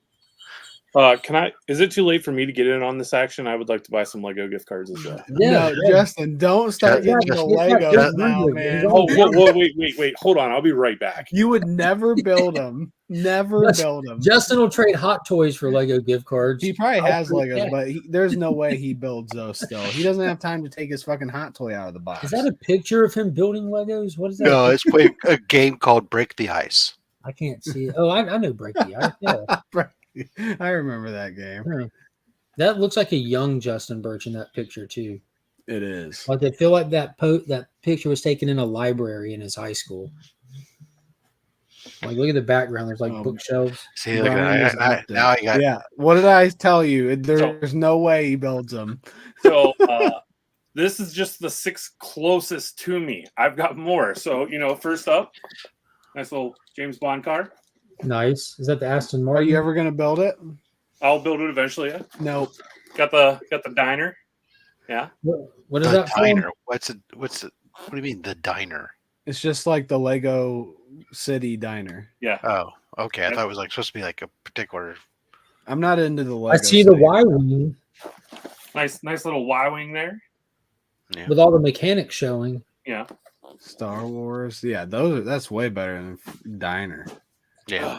Got a fishing hut here. Yeah. We got a Nelson here. Nelson, is this Big Time Collectibles, Nelson? That is Big Time Collectibles, Nelson. Give me Nice to 1 meet second. you, Nelson. 1 second, Nelson. Look at all All the the lantern The moon landing. Oh, that's that's how NASA did it. and a Mustang. NASA just built the moon landing out of Legos and faked the whole thing, right? Yeah, I'm about to do the same thing in 3. Nice. If you build all those this year, Justin, I'll give you $1,000. Well, I want to see. I would do it just to see him wait. give you $1,000. Say that again. I'm pretty confident you still wouldn't do It's it. already recorded. Wait, no. It'd come into. It'd be like December, and he'd be like, "Oh shit, I needed to do that." So wait, I have a year, or I have until December to build. You have 11 and a half These months. 11 and a half months. All of your boxed Legos, not just those sets. all Your the boxed Legos. And I have to have it done by when? This year. December 31st at midnight. Oh, I'll take that bet. $1,000. Now, how many I'll boxes start do right you now. have? See, you don't understand. He's like, "Oh, this lettering gig's only paying Justin me just quit 500." his That's job to done. go do Legos. I'll be building on the way to Heroes Con so that I can buy that Amazing Spider-Man number And one. there's no missing pieces either. If you think you're can't- getting ASM1 for $1,000, Justin, okay. What? Yeah, I mean that's how much they're worth, right? $1,000. They might be worth that, but that's not what they sell for. I'll be right back. Let me go change the doctor real quick. Nelson, this is Tyler. That's me. This is I'm not Rob. Tyler.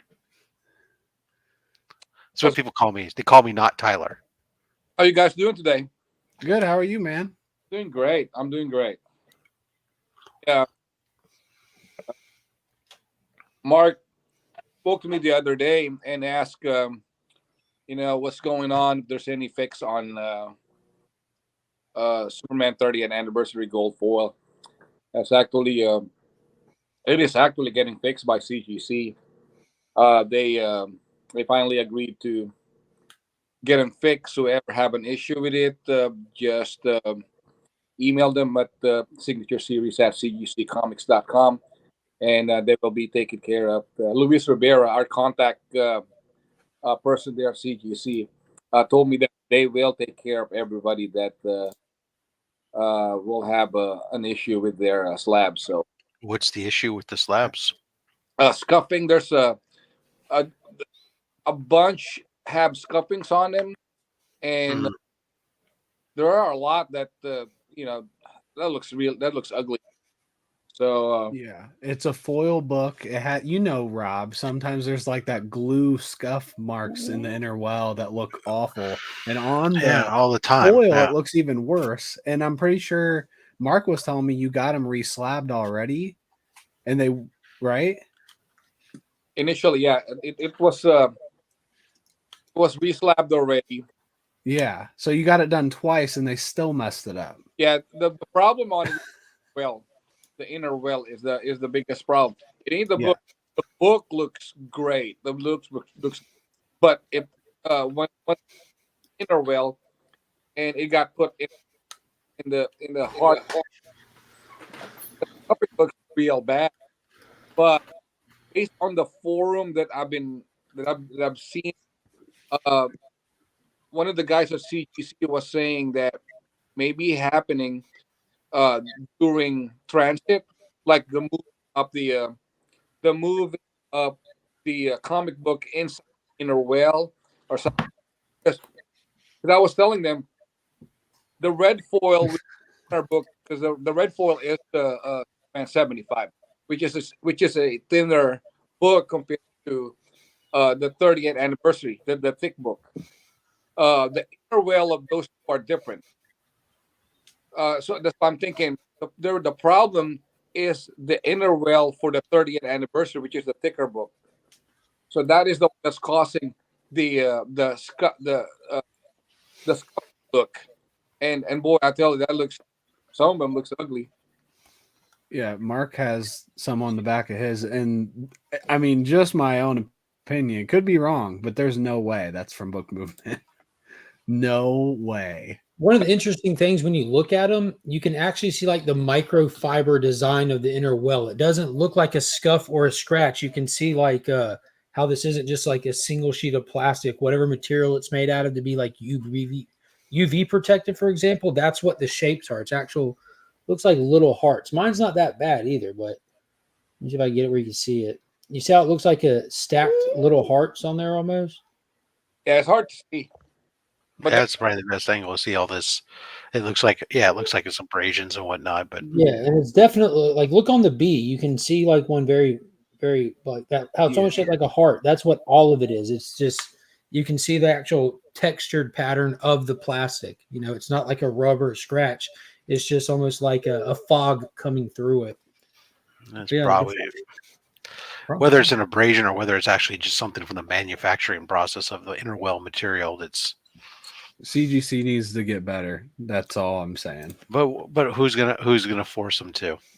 Well, Well, But- hopefully in this situation, That's the hopefully That's- this situation. That's the Yeah. problem. Is that their competition had a chance and then fumbled the ball and then fumbled it Yeah. again. Next thing you know, they're down 28-0. Well, they reslab. Did they reslab all 300 of the comics? oh yes, the print run we paid DC Comics is a print run, and then in order for CGC to do the limited 300, they want the entire print run. They want to make sure that they have the print run that was that we ordered from DC Comics. So we sent it to CGC, including the invoice, because it has to be sealed. It has to have an invoice. They gotta match whatever we send them, what says on the invoice, or else they will not honor doing the 300 CGC series and destroy the rest of them. So they did get all of them, but as industry standards, DC Comics will have copies of themselves to give comps to the creator. That's going to be a hand, but that's not going to be a lot though. Right. It's the difference between the number that's available for retail sale versus That's Yeah. And to that insignificant, point, really. yeah, to that point, because I know that I've had discussion with people that were wondering or concerned about that because they saw where a single raw copy had popped up previously on the secondary market, which was before these went out because that's one of the comp copies. I actually sent that person a photo of another artist proof or comp copy book that I have of a Star Wars book that I bought from the artist, and it comes with its own certificate of authenticity that the artist provided, where it says like artist proof and it's numbered, where it's not included in the actual numbering of the print run, where it's a separate thing altogether. It's part of the payment process to the artist or writers of books. Jeremy Adams, for example, who writes Flash, he posts on Instagram every single month when his comp copies come in because he's excited about them, which you'll see books that he'll have in hand months before they hit shelves. Interestingly enough, the copy of Parallel that Justin has, that's my copy that he's there to sign. If you look between the two backing boards that are in there, there's the certificate from in there that's saying it's from his one of his personal ones from the his comp copy run. Yeah, I did want to touch on the comp thing, but like Tyler said, it's really insignificant. But I know there's a lot of people, especially with this book. This book is like a flipper's wet dream because it was a $150 sale price, limited to 300, and if they're able to get it, the resale is high. So some of the people that might not be as familiar with how comps, artist proofs, and stuff work, they felt like that is affecting or going to ting the value of this book. No. It does not, in no situation ever affect the value of the print run book. All it means is there's a potential higher valued one out. Never lowers the value of the print run, but there might be a more higher valued one out there if someone cares to own an artist proof, if they care to. And it's ungraded, I'm pretty sure. Also, there's a gentleman, a customer of ours. His name is Benjamin Whitehead. Shout out to that right there. He has been really looking at eBay and reporting it to me. Say, Nelson, hey, there's one on eBay or there's this on eBay. And what I do is I go check and ask the seller how he got a hold of those raw copies. And I'm not really harassing the seller. I'm just asking. I just need to know because for me, if the seller says, "Oh, I got it from a comp and I really needed money, and that's why I need to sell this," that's fine. What I'm scared of is the guy saying, "Oh, I know somebody from CGC." You can see, yeah. that's the reason why I wanted to know Yeah. if there's any out there that are selling raw. That way I can on, because I mean I trust these. Oh no, on hold like nobody can touch it.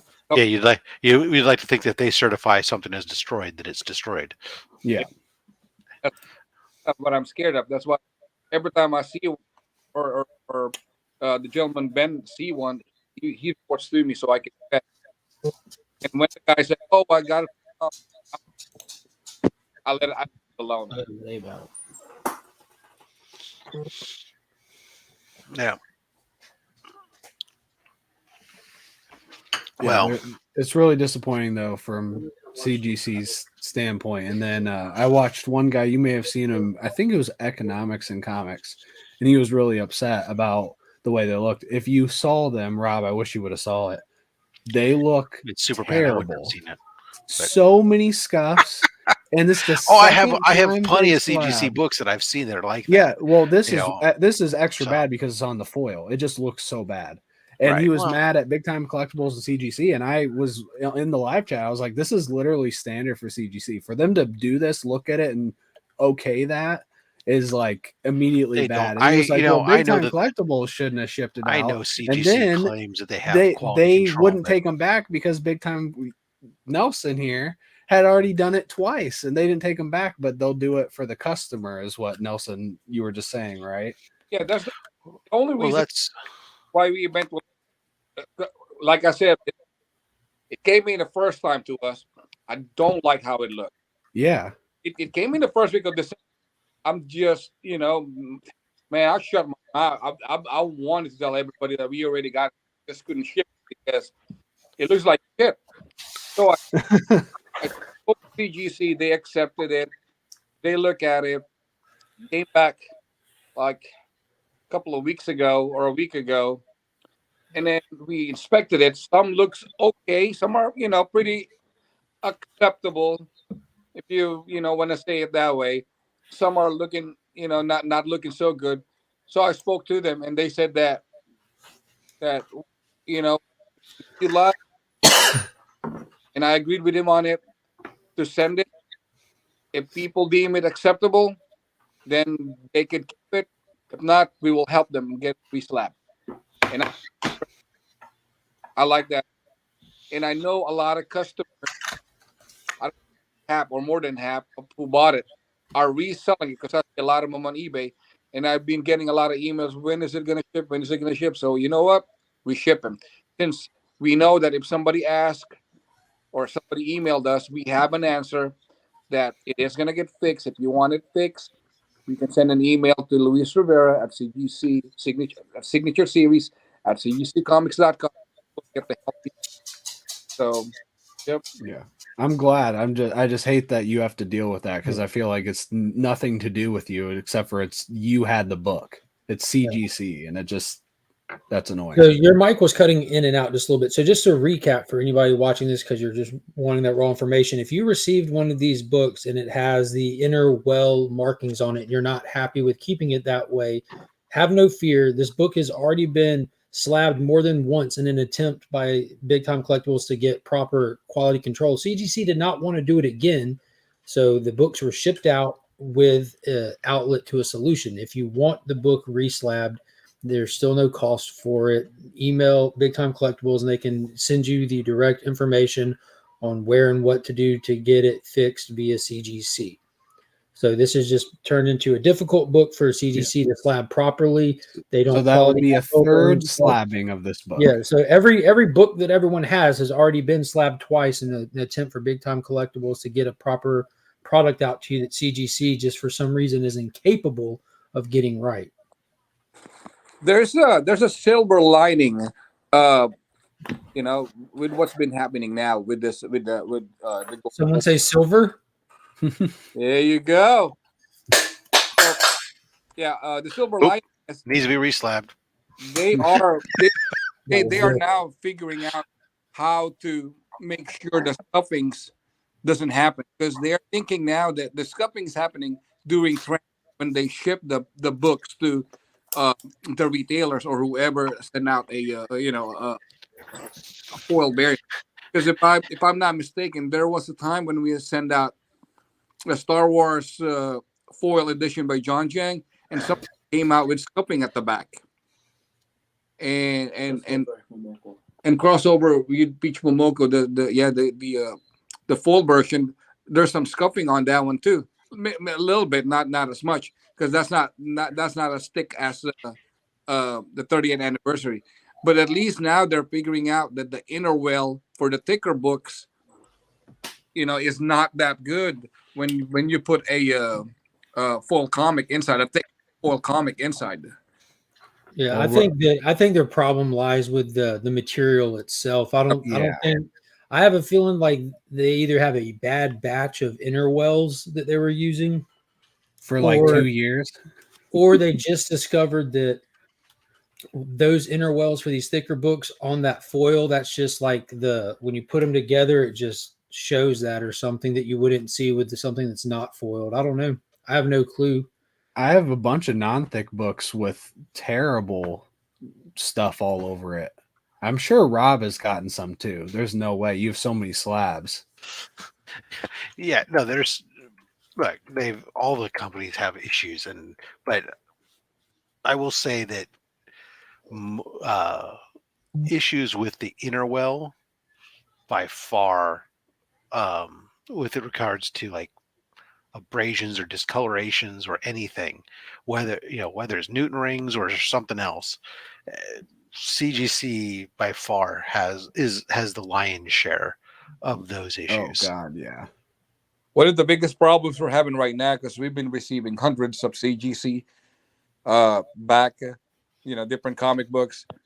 There are like plastic contaminants inside on a lot of. I just did an unboxing a couple weeks ago where I had plastic shards, actual pieces of plastic inside slabbed with the book. Yep.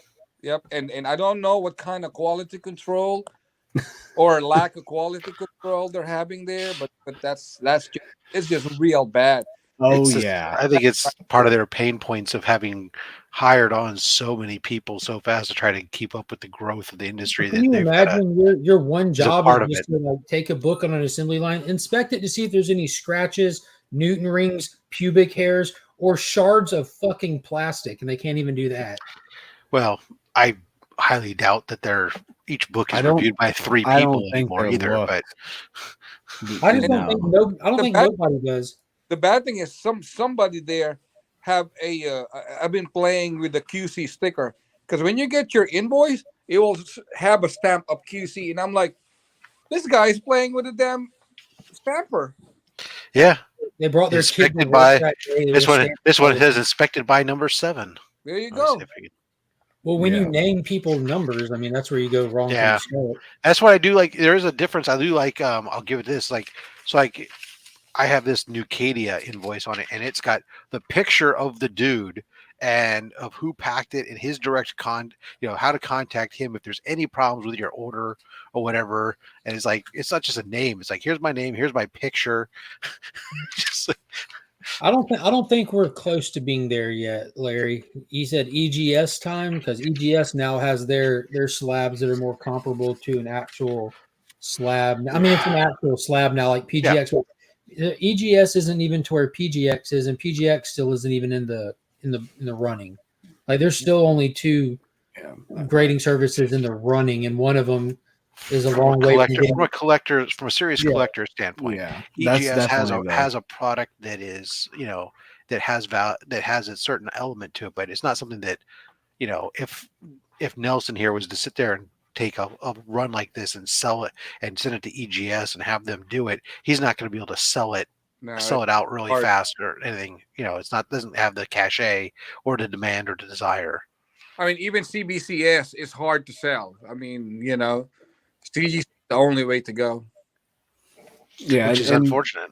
And that's why I want there to be more comic book grading services on the scene. Like, one, hopefully it would raise people like CGC to do better, so there's more competition, and then there can be more than one company that just takes the lion's share like CGC and then has all these problems. It's not the Highlander. I don't know what that means. Sorry. Oh, by the way, since you guys went a little quiet there, I've been working hard on updating the BTC website. So if you guys are from the website now, it has to it. So if you guys want to visit it one day, you see there's a little bit of difference on the website now. I have a feeling this is the mature content tab. There is yeah. I know you guys like that one, but Oh, Rob. Yeah, when I was 20, but those things got to be selling good, I'm sure. yes and no, because BTC is more known for the mainstream Marvel and DC. We just added that. There's a small amount. it's a niche market. that wanted it. That's why we added it, but it's not like gonna have like weekly. You see some naked pictures there, weekly and stuff. We're not focused on it. Yeah, Remy Q Studios, who unfortunately missed out on the preview book of Power Hour. He did a show last night unboxing their Power Hour books that they were able to pick up. So there was a fun show on last night where they were showing some artwork of adult nature. Oh, yeah. No. Let's see what Beckerman says. He says, I don't mean to brag, but I'm kind of like the Michael Jordan of taking naps. I'm really good at it. Oh, nice. Top 3 all time. Nice. Top 3 all time. Circumstance said, I was just looking at the Big Time Collectibles site trying to find Barbaric held to pay 1 in 10 incentive. We most likely don't have it. That's why he couldn't find it. Well, there you go. Newsflash, I don't list things on my site that I don't have to sell. I wish Frankie's did that. Oh, good Oh, boy, golly, Miss Molly. Sure, you guys discuss about Frankie's car having filed for bankruptcy and all that kind of stuff already. Yeah, We haven't really. We touched on it a couple weeks ago when they first Yeah. filed. We mentioned it. It's one of those things that businesses do sometimes. It's pretty sad that that kind of stuff happened to retailers. Yes, dude, I'm sure. Like, I've noticed a lot of especially online retailers, and I'm sure they're just for the most part, just individuals putting a name to selling comics over being an established business. But so many different places popped up during the pandemic and in 2021 when the market was booming. I'm expecting to see a lot of places kind of fall off and fade away as the market kind of corrects itself. Oh yeah, a lot of stores are closing.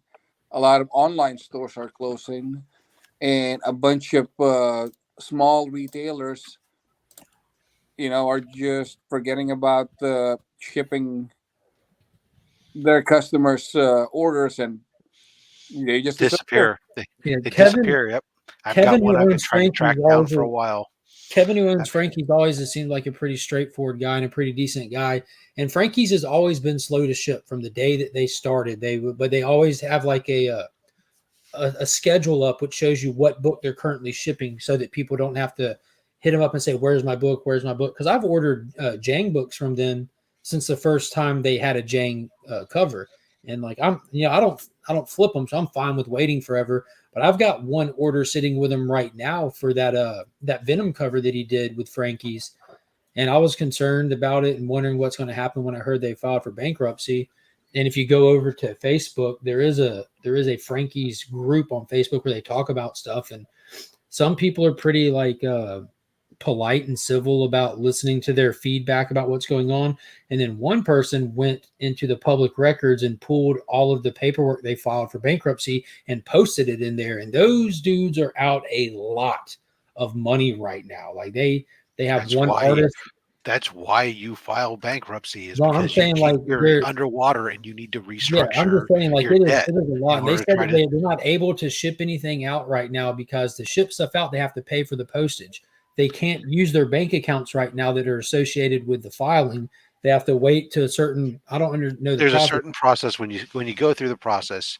There's certain things that get locked and frozen, and the bank then account's locked, then a set up new new. operational balance. You're able to continue doing your business and operate off this while these other assets are held for the bankruptcy judge to determine how you're paying your assets. And this is the whole concept behind it. It allows a business a chance to go ahead and take and restructure their debt and maintain their business. Look, I know from myself, I've dealt with I'll take one of my former customers I used to deal with, Macaroni Grill, right? They're in business today. They've gone bankrupt like twice in the last 10 years. Right? GameStop has gone through bankruptcy. There's like, these companies exist. Sometimes they don't come back as strong, sometimes they disappear altogether, but it gives them a chance. And it's a way to, and it basically stops the debt collectors and everything else and allows them a chance to continue business and to settle their debt with their creditors. Sometimes, usually it's not at $1 for $1. Usually it's at a discount, but it allows the creditors to get some money rather than just folding and getting nothing type of thing, right? I noticed Ivan Tao was on the list as well. So there's like, I'm sure that there's a lot of artists on the list. Well, no, I believe he was the only individually listed artist, because I don't know if other artists work through companies or whatever, handlers or whatever, but he was the only one listed by name. But there was a lot of business names on there, as well as like business names that aren't like public advertised business. There's just like acronyms, blah blah blah, business, this and that. For me, I don't want to sound to be a jerk. And not feel bad about Frankie's, having that issues and stuff, bankruptcy. But for me, if you cannot pay an artist that you made money on, man, that's tough. I mean, it's not tough. It's bullshit. I mean, I hate to say it, because this artist, they don't really make a whole lot of money. Okay, so if you commission him to do a cover for let's say indie comics, you already made your money. You already did your thing. You already sold it. Why in the hell are you not paying your artist? You'd have to ask Aftershock that question. The entire business. Like for me, when I do an indie exclusive, that's when you pay your artist. What I do is, once I get the art done, automatic, I'll pay you. I will pay you, just because I'm going to get my money. I want to make sure, when I do my business, I already got it on my spreadsheet that I paid you, and there's all my costs, and I'll balance it out once I get the sale. If I lose, I lose, but I don't want to owe an artist, because their family rely on that money that you'll be paying them. It's not like they get money all the time like salary employee. They don't. They get based on the art that they did. And if they already finish an artwork for you, you don't sit there and go like, well, I got to make my money first to see if the artwork you did for me will sell. But fuck, that's your fault. Yeah, I would think that's how everyone does it, but apparently not. No. And for a reputable, for a known store or retailer to be doing that is weird. Even there's also retailers that will tell an artist, hey, I want to buy your original art for that cover, and then takes months to pay the artist. Yeah, well, I don't know what their payment terms are set up in their contracts. If the artist is foolish enough to take something on like net 90 or something, or that's on them.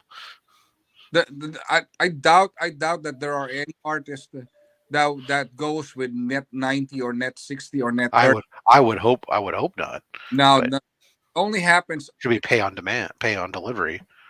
Yeah, it's pay on delivery on what the artist is. And some of them, there are some now that ask for money too upfront, which I don't blame them for what's been happening.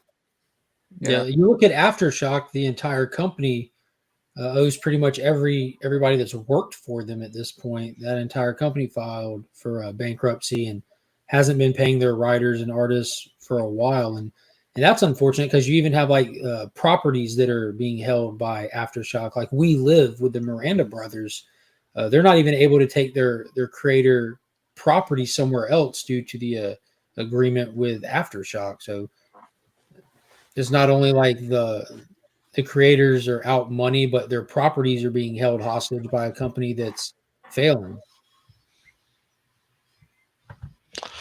Yep. Well, one thing is for sure, it will always be turmoil and change and somebody trying to get one up on somebody else. Welcome to capitalism. Yep. That's what it is. Nelson, we do know that there is more of these Superman foils coming because y'all already ran the pre-sales on the blue foil Superman one. And I think that one's scheduled to be released. What is it, late February or March or something like that? But you know what? Let me go to the warehouse. Yeah, you know I'm holding out for gonna the purple foil. There is no purple foil, but there is Yet. a no, not yet. Yeah, Give it taste the time, rainbow. Rob. Give it time. Taste the rainbow.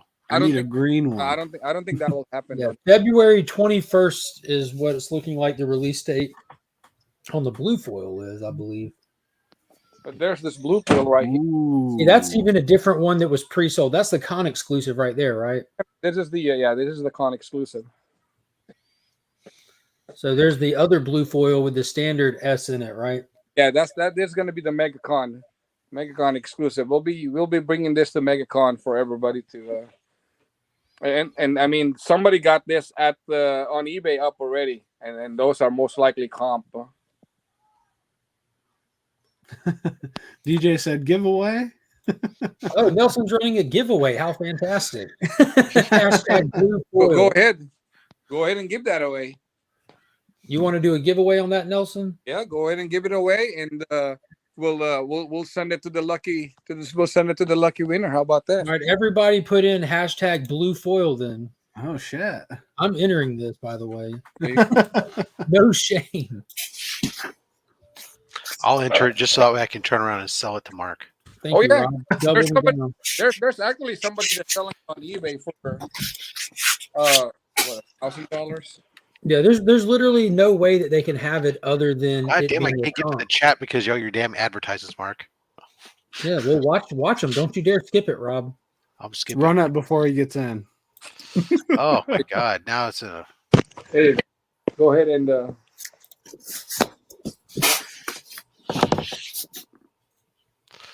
Let me pull up this giveaway tool. Nelson, that's incredibly kind of you. Yeah, it really is. Well, there's a fun on.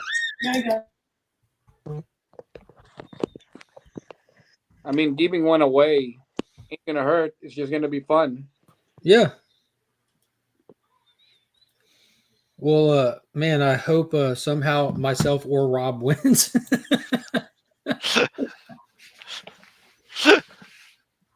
I mean, the only. I like your strategy, Rob. But the only incentive of the person winning this is they're gonna get it early.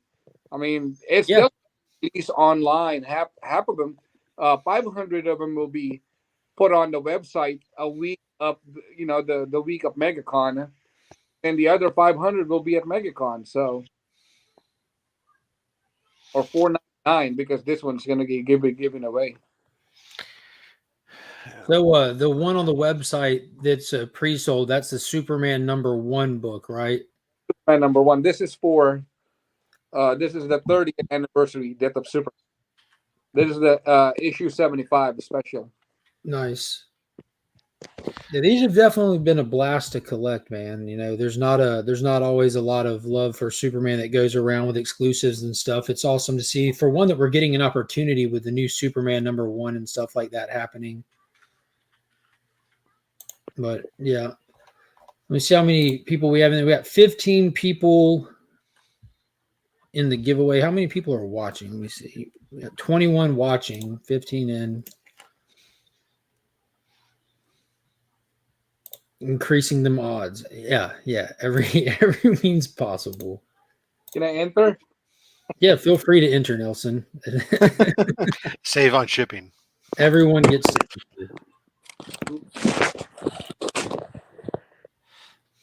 All right, so yeah, there's the giveaway tool. We got 15 people in there. Y'all ready to spin this? What if I do hashtag blue epee instead?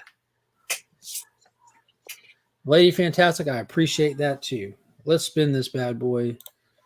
Dude, that was like I said, dude, thank you so much, Nelson, for doing that. That's awesome. And the winner of this here blue foil is Trev, the shipping boy. Congratulations. Heck yeah. So he's one of the channel members here. Big congrats to Trev. And Nelson, you want me to send you his information? I do have it. So I'll ship from 2023. He's the last one to get it. No, I'm just kidding. Okay. Yeah, I'll shoot you his shipping information. Okay. Congrats, Trev. Congrats. You'll be the first person to receive a copy of the Superman 75 Blue Foil Con exclusive. Retail copy. Retail copy, not the comp. The actual retail. Yeah, dude, that's above and beyond, Nelson. I'm gonna go ahead and back this one. I don't want to mess this one up. And lucky for you, he is in the continental United States because we do have some international watchers right now. Oh, okay. Good. Yeah, he is in the U.S. Yeah, but as I have found, depending upon where you're shipping internationally, sometimes it's not that bad. It is always that bad. I ship internationally regular. I hear you say that all the time. Something I just that shipped $4 to ship internationally is $22 to Canada and up. I don't know what you're shipping for $4 in the U.S. unless you're shipping media mail. That's what I'm saying. You can ship a single comic like first class for like $4 or $5 if you go that route.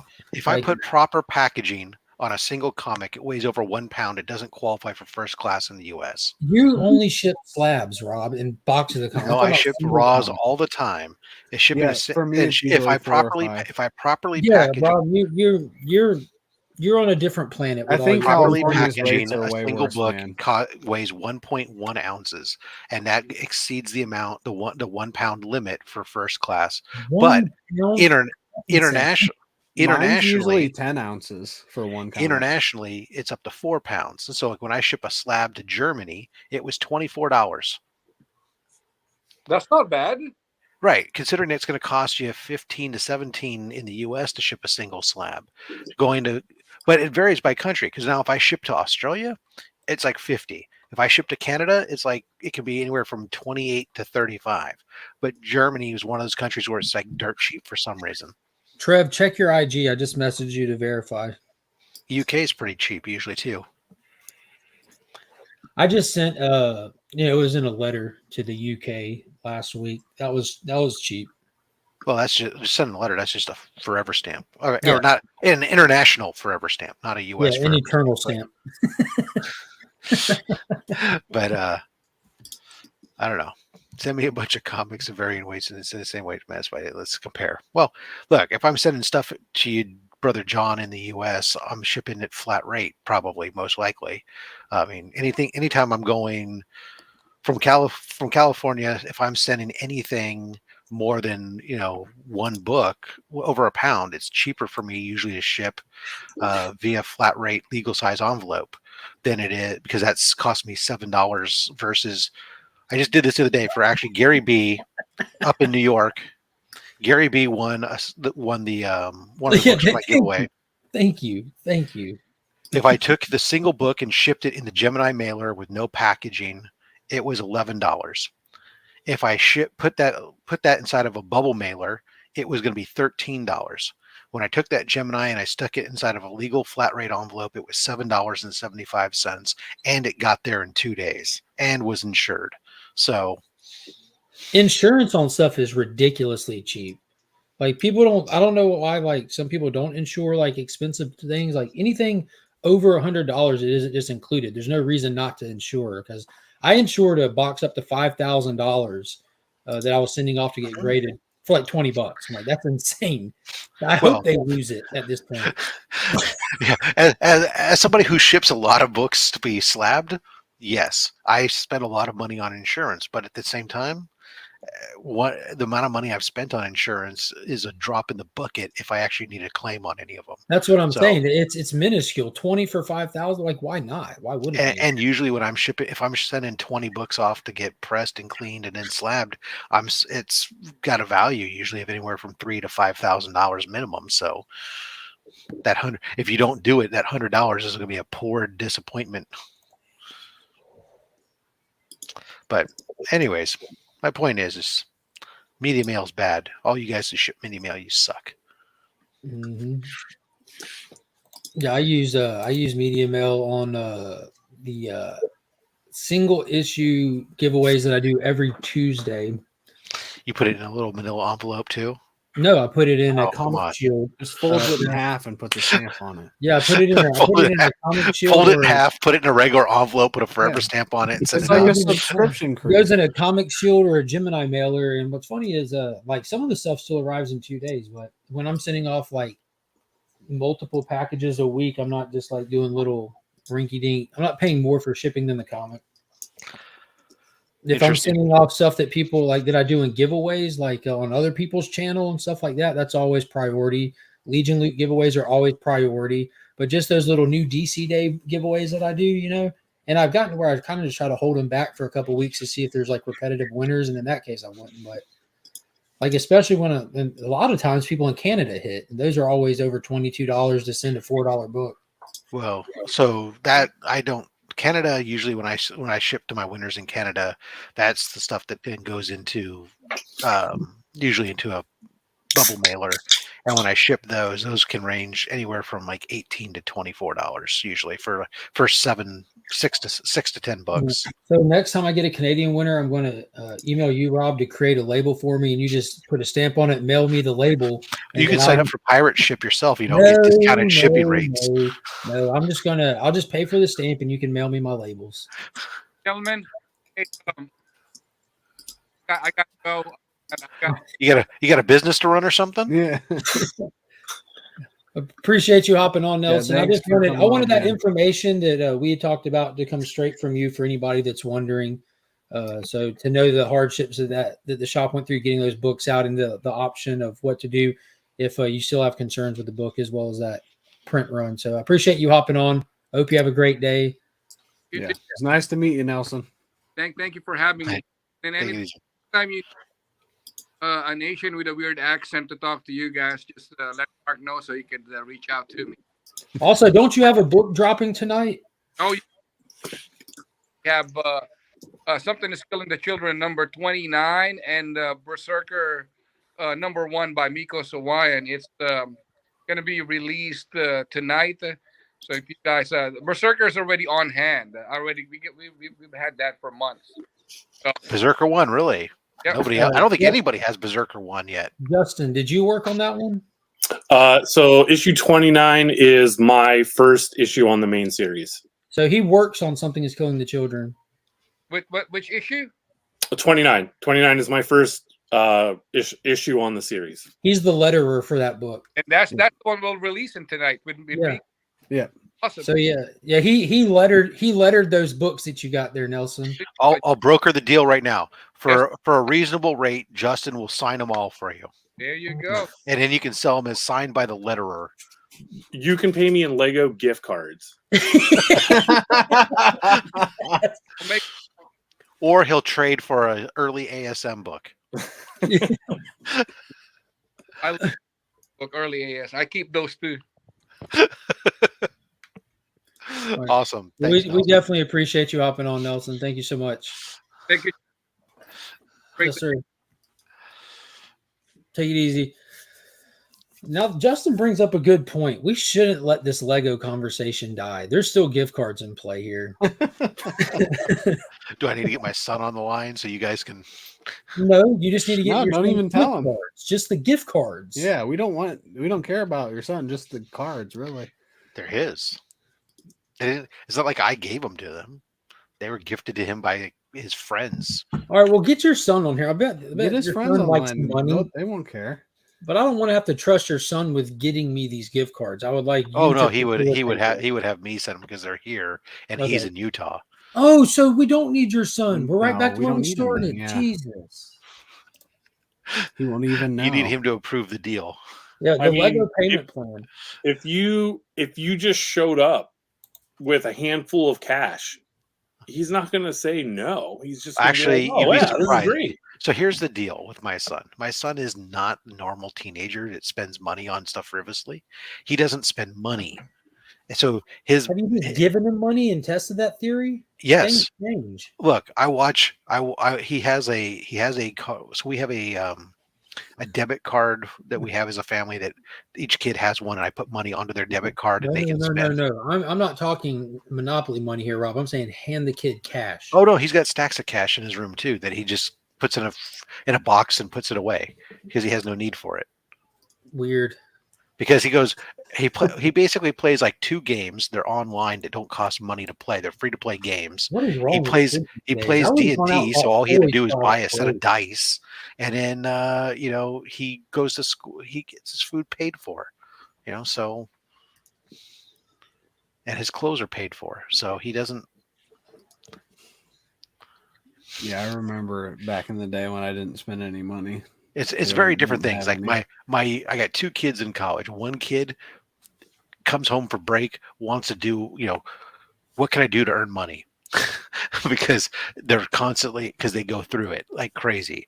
So I got like, right now I have 2 short boxes full of bags and boards ready to go because I had a kid just putting bags and boards together because they were making money and I didn't want to do them. All these books to give away with Pokemon cards, I gave them stacks of books, stacks of Pokemon cards, said, open these up, put 2 cards in each one and reseal the bags.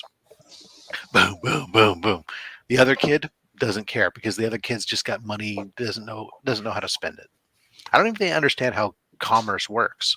I think they just think that they're basically like a dragon. They collect a bunch of gold and sit on it. Well, the important question is, would he like to sit on more? Yeah, it's pretty weird. Nick, just to address this, the Mavericks are trash. The Lakers are trash. It was trash last night. He was just taking a shot at not a shot. He was just. I think Nelson is a Mavericks fan. I think he was saying it because the Mavericks beat the Lakers last night, and I watched every second of it. Yeah, And Nelson goes to a lot of those games. He's got season. yeah, man, that game last night killed me.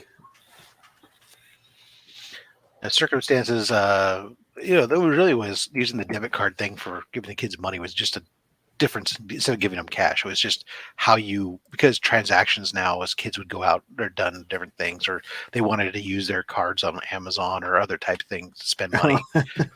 I give them these debit cards where I paid money and they learned how to use them and learned what their balance was, and they couldn't spend beyond it. And it was just another way to pay them their allowance and other stuff.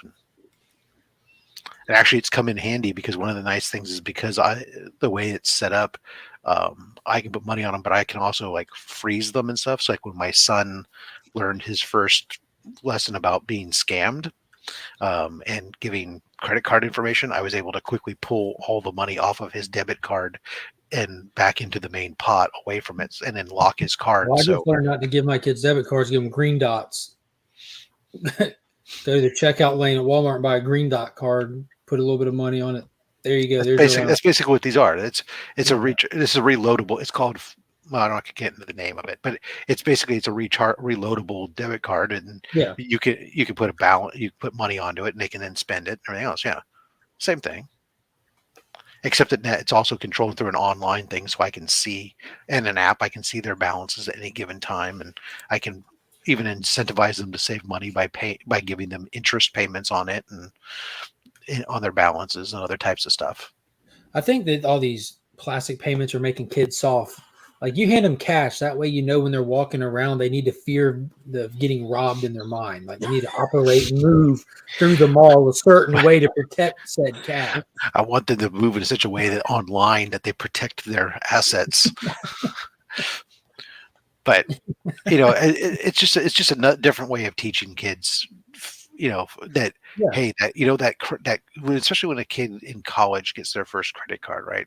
It's just by building up to it ahead of time was, look, there's a certain amount of money on here. It's just what you got. You can't, just because you have plastic doesn't mean you can go buy every hot toy in the world, right? You can. I feel personally attacked right now. Y'all want to throw a little trivia in as we go again today? I think Becker would like this one. Who was Marvel's first editor-in-chief after Stan Lee? Was it A, Len Wein, B, Roy Thomas, C, Marv Wolfman, or D, Jerry Conway? Is it open for anyone to guess? Oh, absolutely, absolutely. I thought it was just for Beckerman. Oh yeah, I won't say my answer. Beckerman knows the answer already, and he'll like this one. Yeah, you can go ahead and answer, JB. B. Exactly. Hand trained and brought in by Stan Lee, Roy Thomas, Flashman, and House Roy. There was even comic character jokes made out of how close they were and how Stan brought him in as his protege at a certain point. Very cool. I got this for Christmas. It's super fun. Throw these in as we go. Some of them are just absolutely off the wall. Justin, you're an X-Men guy, right? Unless I get the question wrong, and then I. All right, I'll ask you after the question then. Okay. Which name was not used by the mutant Tabitha Smith? Boom Boom, Boomer, General Meltdown, or Meltdown? All right.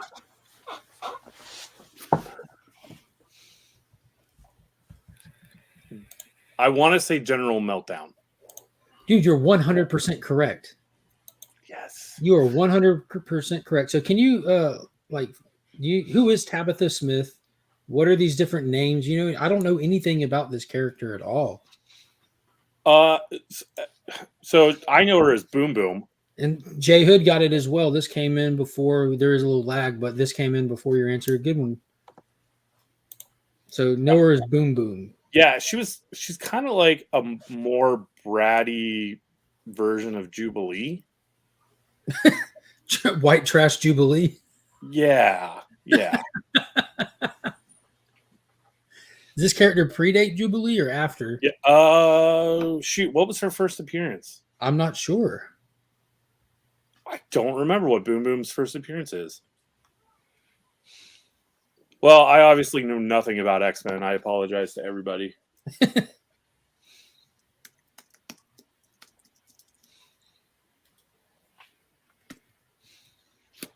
All right.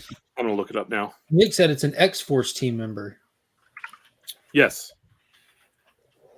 Esteban says, I know her as Boom Boom. She was created before Jubilee.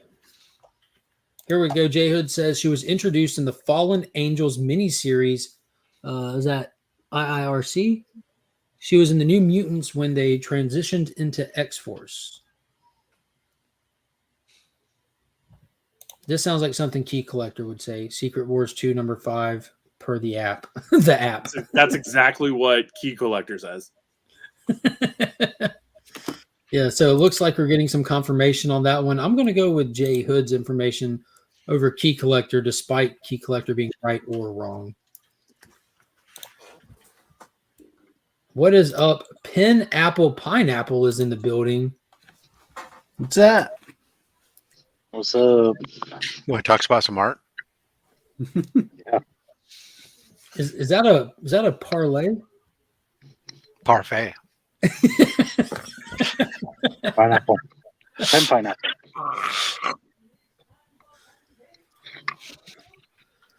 You just got here just in time to find out, Remy, who was Cyclops' first wife? Jean Grey, Madeline Pryor, Emma Frost, or Elistus Forrester? Or Professor X. Answering, or has it already been answered? Cyclops' first wife. No, I just asked. Jean Grey, Madeline Pryor, Emma Frost, and Justin, how do you pronounce this? Professor X. Alistair Forrester. Sure. Aelytis. It's Aleytis. Let's hope that's not the answer. Aleytis. Aelytis Forrester. Emma Frost, Madeline Pryor, or Jean Grey. First wife. See, Trev agrees. It's Professor X.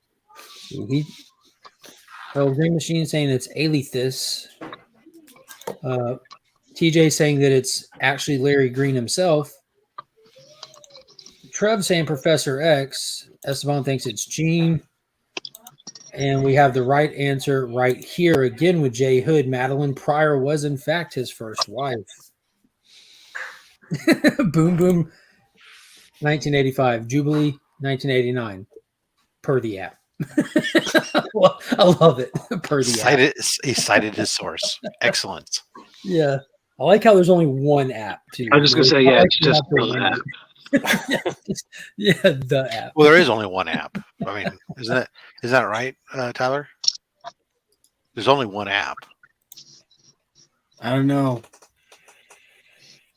I wasn't not listening. You're useless. Tyler's not a fan of trivia. I was not listening. Tyler No, I was just saying I'm saying there's only one app. That's it. I don't know what that means. You know what an application is? Yeah. You know what the number one is? I've filled out one of those before. Is this a joke and I just don't get it? No. Yeah, it's a Tyler joke, actually, you dumbass. Man, I don't get my own jokes.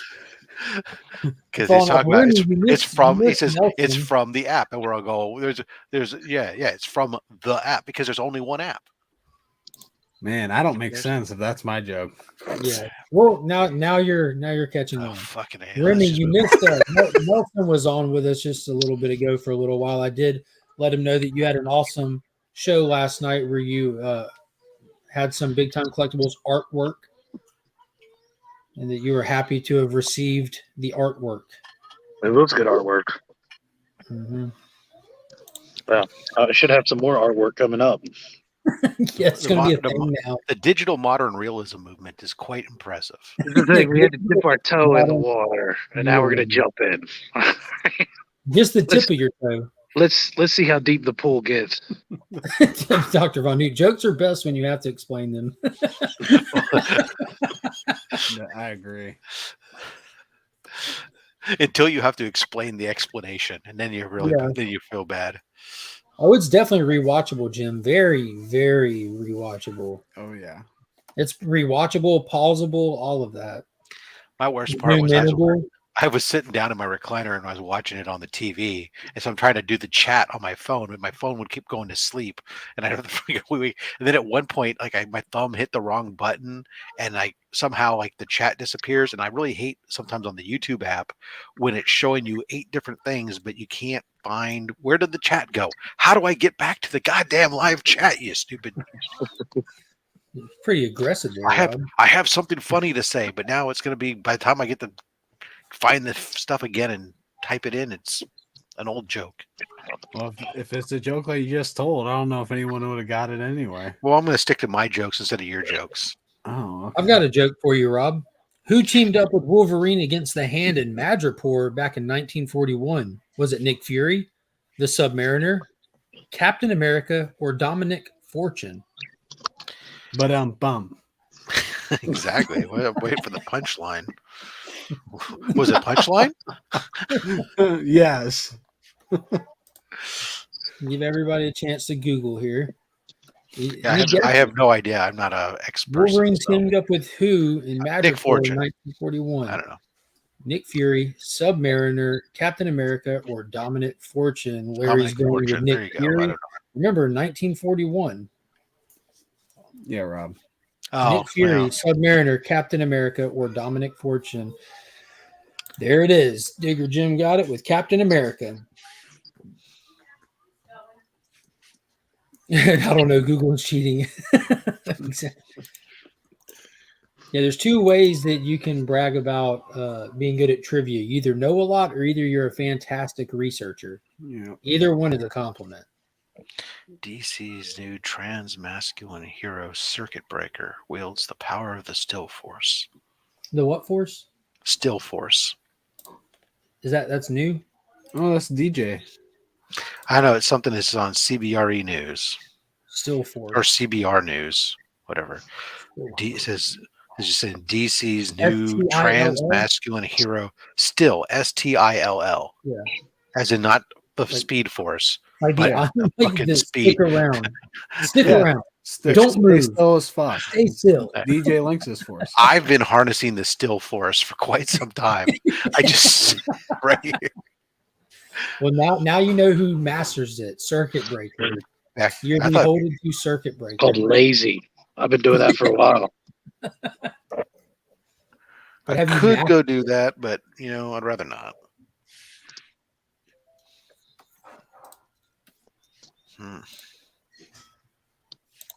Still Force is old. I'm the latter. I don't know shit. That's what I have Becker for exactly. Still Force is very new. It came out around Dark Knight's Metal. Wonder why they haven't been went back and used it sooner then, or done something with it. Red Metal.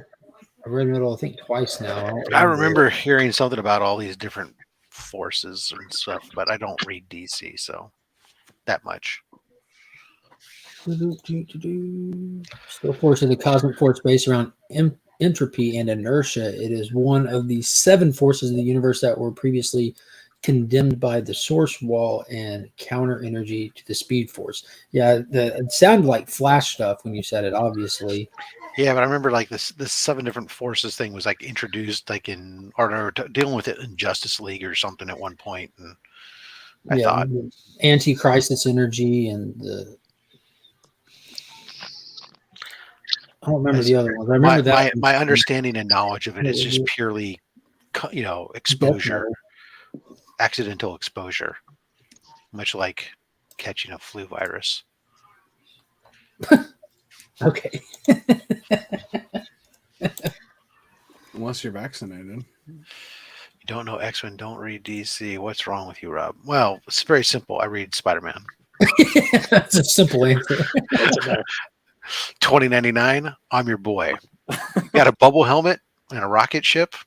There We're we go. cool. Yeah, good call. The Still Force came out in Justice League number 2 in 2018. There we go.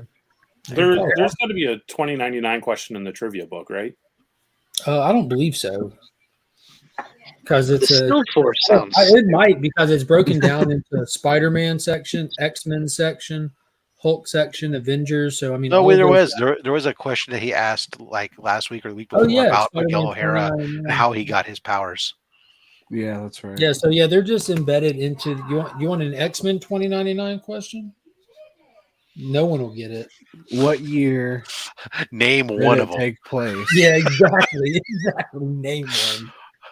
Bloodstone or something, or Strife? No, Strife was not.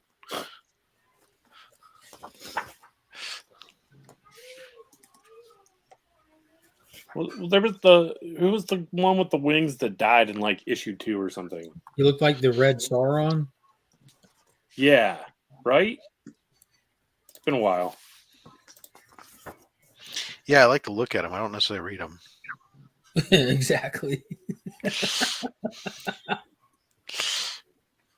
I was young when those came out. I just like the shiny covers. We can do that, Lady Fantastic. Take a shot every time we're wrong. Bloodhawk. There you go. Very descriptive. Yes. Mean Streak, Crystalline, Bloodhawk, Skullfire, and Cerebra. Skull what? Skullfire. Oh, okay. I love Skullfire.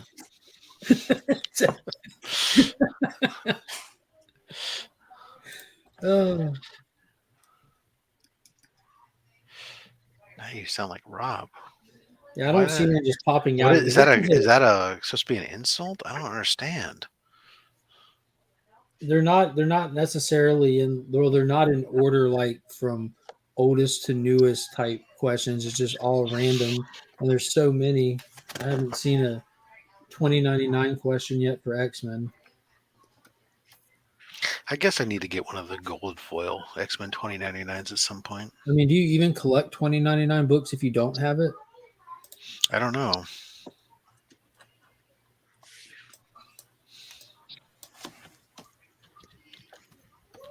That is a good question.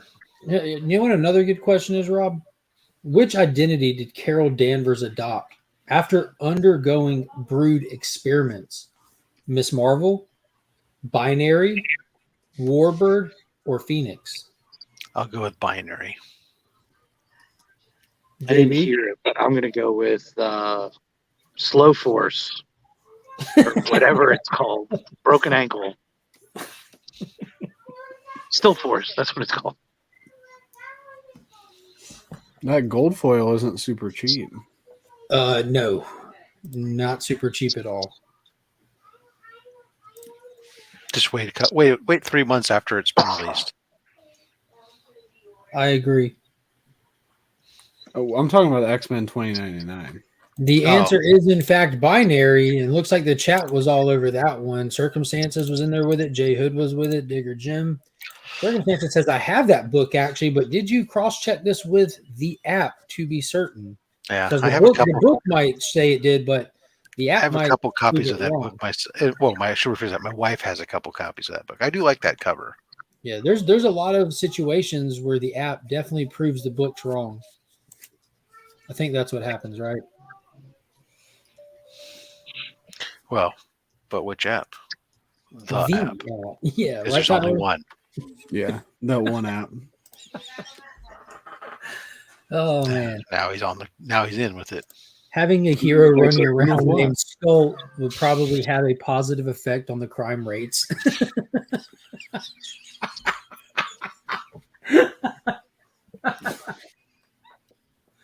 Yeah, I can see that. It's a whole different penance stare Exactly. when he grabs you by the ears. Stare Yeah. at this. Stare into my eye.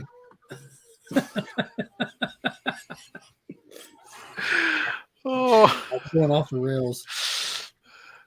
that's not hellfire. That's gonorrhea. Now here's actually a. This is actually feels like it's a double entendre. What is BAMF? BAMF. What is BAMF? That's the sound Before that you give your Nightcrawler own makes when answer, yeah, I know- obviously, I know this one. yeah. But it said a town in Canada, Yes. one of the War Scrolls, the sound Nightcrawler makes when teleporting, or one of the McCran Crystal Guards. I see BAMF. I think badass mofo. All But the in above. terms, but in terms of comics, it's definitely the sound Nightcrawler makes. Yep. It's just like the whip. Yeah. So both of these answers are acceptable. The sound Nightcrawler makes and badass mofo. But Hey, that's Peppermint but that would be DC though, right? That'd be for your main man Lobo. Samuel L. Jackson is the correct answer.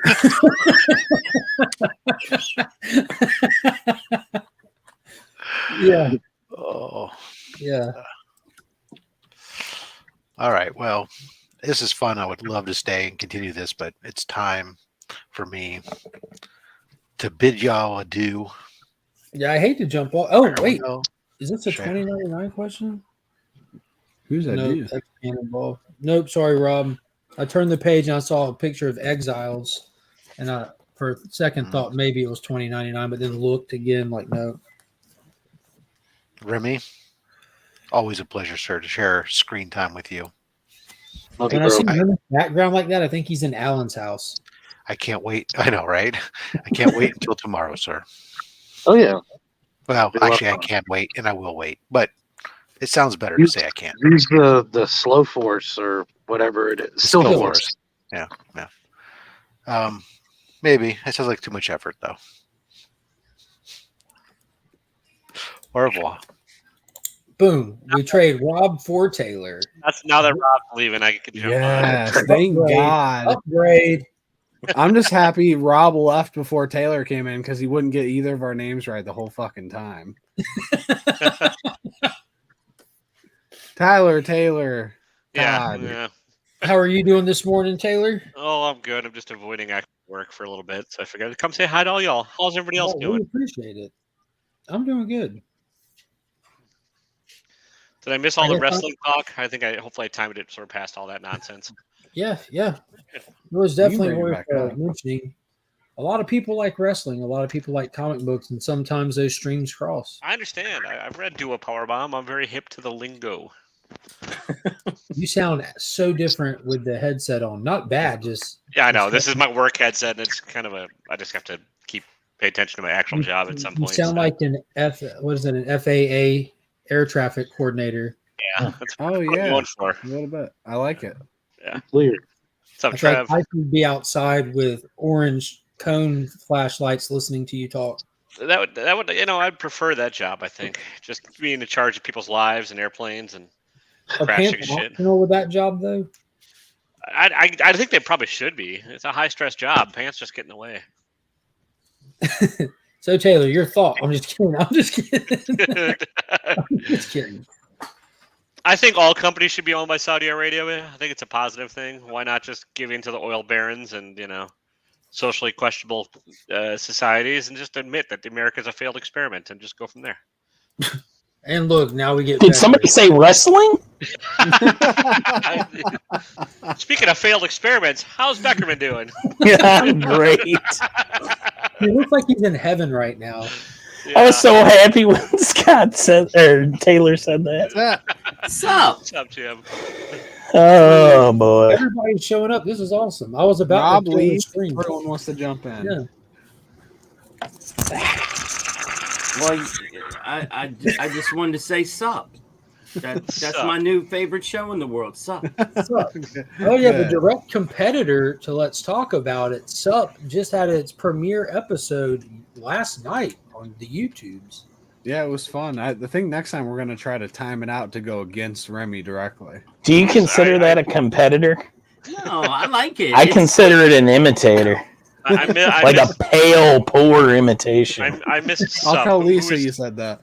Who's doing Sup and does it involve soup? The Beckerman wanted to know It's that just you're too pale and Sup poor. is Taylor. It's like saying, hey, you know what I got here that's just as good as Coke? Faygo. And it's not the same. I'm a big Faygo fan. You look like it. What does that mean? You looks like you're about to be a juggalo. I decided to just choose violence today. Can you choose to turn your mic volume down at all? Sorry. Yeah. Not Do any non-juggalos drink Faygo? Faygo's the best. Okay, so no. I'm just thinking about the poor souls that might be wearing earbuds. Yeah, I did. Yeah, Me. I had a lot of mic in my ear. It was nice. Yeah, Beckerman came in hot. Yeah. Came in with blood and violence, trying to make people's ears bleed. It's a good Friday. Uh-oh. I may have to. Oh, man. Whoa. Now we lost him completely. That's not what we wanted. I know. Beckerman looks like he's in a flashback. Vibrant light behind him. He's like the opening guy Quantum Leap that gets swapped out. Oh, God. Oh, man. Yeah, that's the bonus. It's definitely not nonsense. It's a legitimate possibility. If you check back to the beginning of the show, we actually talk about it in a little bit serious, more detailed nature. They've been heavily involved with WWE for years now. They've got their money in everywhere, honestly. Yeah. Oh yeah, Jim, what's going on with you today, man? I'm trying to get this contact to this guy that I'm trying to cultivate another dig plan so I can get out there and find some nice treasure, but the guy's not hitting me back. You have to work at it slowly. So I'm trying to get him to go to lunch with me so we can talk about it. Have you ever met this guy before? Yeah. No, he was the property. No, he was the property manager that let me dig on the apartments where I found like this huge silver coin. So I kind of was like, hey man, I'll take you out to lunch to show my appreciation, because I mean, he could have just told me to F off. And he was really cool. And he said, look, I've got 23 acres out on the Eastern Shore. He's like, I think you'd love it. And I was like, yeah, but I don't want to go now because it's still kind of crappy weather-wise. And even out there, it wouldn't be a fun dig. And so I want to get the name of the town and the area so I can do research and say, okay, I told him I have a spare machine. I could show him how to work it, and he could do it as well. We just do like a whole weekend thing. So I'm trying to meet up with him so that we can, have lunch and talk about it. But he's not hitting me back, and I'm just putting package together. Comics by the Bay. He's getting a package. We're doing a sticker exchange. I'm trying to get this stupid video to keep dropping so I can drop it on the YouTubes because I got my stuff from the magic of Chip Gatler, the White Shadow. So I need to drop that, and I had some other stuff that came in the mail. So, it's sitting around. I got to go ahead and shoot the video and do it. So I did that the other day, and you guys were talking trivia, and I'm not as good as my brother. He obviously would blow me away on all that, but Jim, did you dig up stuff for Canopy to bury some? Yeah, I will bury some stuff for you, man. I will put it in the ground. Actually, that's a good idea. You could probably just get a metal detector, and they could bury like one finger bone at a time every time they like dig a hole, and just like.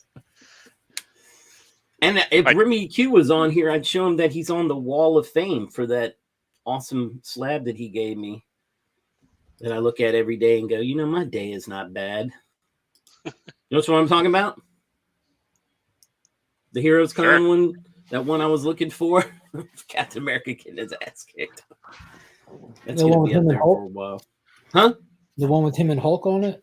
Yeah, that's the one I was looking for, and I couldn't find it. And then on the last day, John and I found it at a booth. And, you would have been totally ashamed of me because I didn't handle it well at all because I'm flipping through, and I was like, oh. Yeah. And he looked at me, and John looked at me. He's like, you're not going to be able to haggle now because the guy saw me. I was like, the shame. I'm like, yes, Mark would not like this at all. I did not play it cool. But you know what? It was like $15. I didn't care. Entering the con means you've accepted the terms of the haggle. Yes. When you go in there and you don't haggle, you're just disrespecting the con. I understand. It was the last day. I was like so proud that I had found it. I was like, oh my God, we've been through all these booths and here it is. Yeah, that's how it was with Pops in that issue. He wanted to get the first appearance of Jonah Hex, but he has no desire for the Jonah Hex first appearance. It just has a backup story with Vigilante in it. Right. Or Jaguar. It was somebody. It was some obscure character that makes an appearance in this, and he was trying to finish out the appearances of that obscure character that the books are like all dollar books, but for their time era. So they're not dollar books, but they're like $5-10 books kind of thing. Right. And the last appearance of this character that he hasn't picked up just happened to be the first appearance of Jonah Hex, hence why he hadn't picked one of those up because he's not trying to pay those prices. And we didn't find any the first 2 days. On the last day, we found 3 copies. Nice. 3 copies. And then Scott dropped the bomb on him with that monster cover he was looking for the other day. I about died when I saw that post. See, that's the one that has the Jaguar backup story. Oh, he finally got his copy of Laugh 130 or whatever? Yeah. So Scott just AOK'd him a copy. He sent him 129, 131, and 130. Oh, that's awesome. But he sent him to me. He sent him to me that ended up getting opened on screen. And dude, like I was in disbelief. Like it was. Yeah. I had just opened a package from Louis where Louis sent me a 1 in 500 variant for a Power Ranger books, which isn't big to other people, but people like myself that I love Power Rangers. I saw when Louis got that book for free like a year ago, and like I was just amazeballs by it. And Louis like, I know you'll love this more than I will, so I think you should have it. And then the very next package, I opened up that one from Scott. I'm like, this is not happening. This isn't real right now. This is crazy. Well, when John and I were in Baltimore, we hit several booths that we thought might carry that book. And when we were talking to the one guy, he's like, man, that book is a ghost. I mean, if I even had it, it would stay in my PC. Like, he's like, I wouldn't sell it. And so what happens is it's from a part of that series, Laugh, when they were overprinted. And Right. it also has the creature from the Black Lagoon on the cover, which creates a demand from the niche market for The people monster. the Universal Horror Monster stuff. Yeah. So it's just a book that you don't see move very much. And ironically, one popped up on eBay last week, but it's in like this book has been in the Black Lagoon condition, water damage, torn, all kinds of stuff. Yeah, I mean, there were, like I said, we went to, I think, a couple, and both of them, one guy was like, yeah, he gave this whole story behind it, and we said, well, that's nice, but you don't have it, do you? And he said, no. And I was just like, wow, this might be harder than we thought, John, because I thought for sure we might find something there. Scott probably has like 40 more copies buried under all his guns and knives. So I hit up. I don't know, because I think that I don't know if I asked Scott earlier on, but I reached out to Pete and asked Pete, and Pete didn't even have one as much stock as he always has, and he said he'd keep his eyes out for one. But I mean, like, he's buying collections like every single week, and he still hasn't ran over one. It really is a hard book to find. It is. I've been keeping my eye out, and like I've run across random issues of Laugh all the time, but never that one. So Tyler, I enjoyed the show last night. I was doing multiple things, and I had it on the PC. And at one point, the wife came in the room and was listening while she was putting something away. And you were talking about counting dongs. You were talking about the Chippendales thing, and she stopped for a minute. That's what they're counting dongs. And she said, "What is this you're watching?" And I said, "Well, according to Tyler, we need to watch the Chippendales together as a family. Good. You should watch it." And so she goes, "Do we might check it out, because my brother and I we're Chippendales? No." But he has Hulu and I don't. Who was Chip and who was Dale? We all know that. So, but anyway, I might have to check it out. You should now that watch you've the given first it episode. You'll be hooked. It's a really good show. I'll check it out. Well, now that I know there's more things to watch on Thursday, I'll tune in, because all I did last night was watch The Menu, which is a pretty weird movie. Oh, I'm sorry. Well, what did you think? I haven't watched it. I kind of liked it. I mean, I'm going to watch it. What I like is it's not like every other movie that's been put out in the past. That doesn't mean good, though. I just hated the end. It I just like the reminds rest. me a lot of like journey. It just didn't deliver. It was the Donny Cates of movies. It reminds me of like 2000s indie movies, like The Cook, the Thief, His Wife, and Her Lover and shit. Like, it's just kind of a weird ass. Yeah, the ending. I mean, I maybe want a cheeseburger. You know what lost me? Like the concept was all there, but what lost me was draping the marshmallows to ash over them and putting the chocolate bar on. That's literally what lost me. Nothing else about it really lost me. As for the man of perfection, you wouldn't put that silly marshmallow string contraption over these people. Like, that would have lost him even. Like, it seemed like completely. It wasn't perfect. Like the cheeseburger thing. Like that was his rosebud.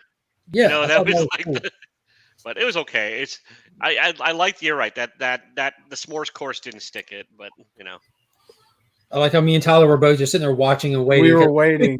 Yeah, we both just did it at the same time. As soon as he popped up for 1 second. Yeah. Okay, you're clear. That's not a penis. Good morning. I came in at the right time.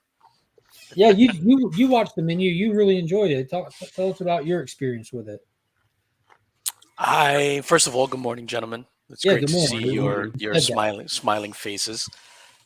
We don't need your pleasantries, just your review. I apologize. I'm still in meeting mode. Don't apologize. That's more pleasantry. I really enjoyed it. I thought it was different. I enjoyed the satire. So, like, Mark, you watch Hell's Kitchen and shit. Mm-hmm. So I enjoyed that aspect of it, and then the satire of it, of people going to restaurants and shit, and you don't give a shit about the food. You're going there to take pictures to put on your Instagram. Clout. Yeah, it's clout. Yeah, like and I'm not a big food guy, but oddly enough, I like restaurant type shows and shit like that. Yeah. So I enjoyed the whole bit of it, and them calling out people for just being douchebags. Yeah. Definitely. The Tyler guy I thought was hilarious. He would take his phone out and take a picture, and then they served his picture of him taking a picture. Yeah. Oddly enough, I hated the Tyler guy. Oh no, you I mean, did. you're supposed to. Yeah, you're supposed to. Yeah, that's why I loved him. You hate him. He was I hate him. hilariously No, terrible. as soon as I found out his name was Tyler, I was just like, "Fuck this dude." Did you confuse him with Taylor? Yeah. Like everyone else? No, because Taylor was the old guy that lost a finger. That was no, that was Nick. Yeah, fair enough. The whole Illuminati was there. Yeah, that was Nick. No, I looked up before the movie even started. Normally, I look up like who the characters are, the actors that played them, and once I saw a character was named Tyler, I was just like, "Fuck this guy! I hate everybody named Tyler. This guy sucks fat dick." Thank you, boo. Sorry, Taylor Wonder. That's all right. Bring your pleasantries back. This is going off the rails. Thank you, everybody, for having me. I hope you guys are having a great morning. I just wanted to come in and wish you all salutations. And Digger Jim, I was serious about burying that body. Just let me know. I got you, man. I got you. Link Squad. Nice. All right. Well, another fucked up movie. Have any of you seen the Banshees of Inisherin? No, but I'm gonna. But not if you tell me I shouldn't. No, you'll have to let me know when you see it. It's kind of it's another. It's not at all similar to The Menu, but it's another like satire. Yeah, it's gonna be up for Best Picture. Yeah, I don't think it'll get Best Picture, but I've never heard of said it's another movie. bizarre ass like kind of little indie film that. Yep. What is it? The Banshees of Inisherin. Yep.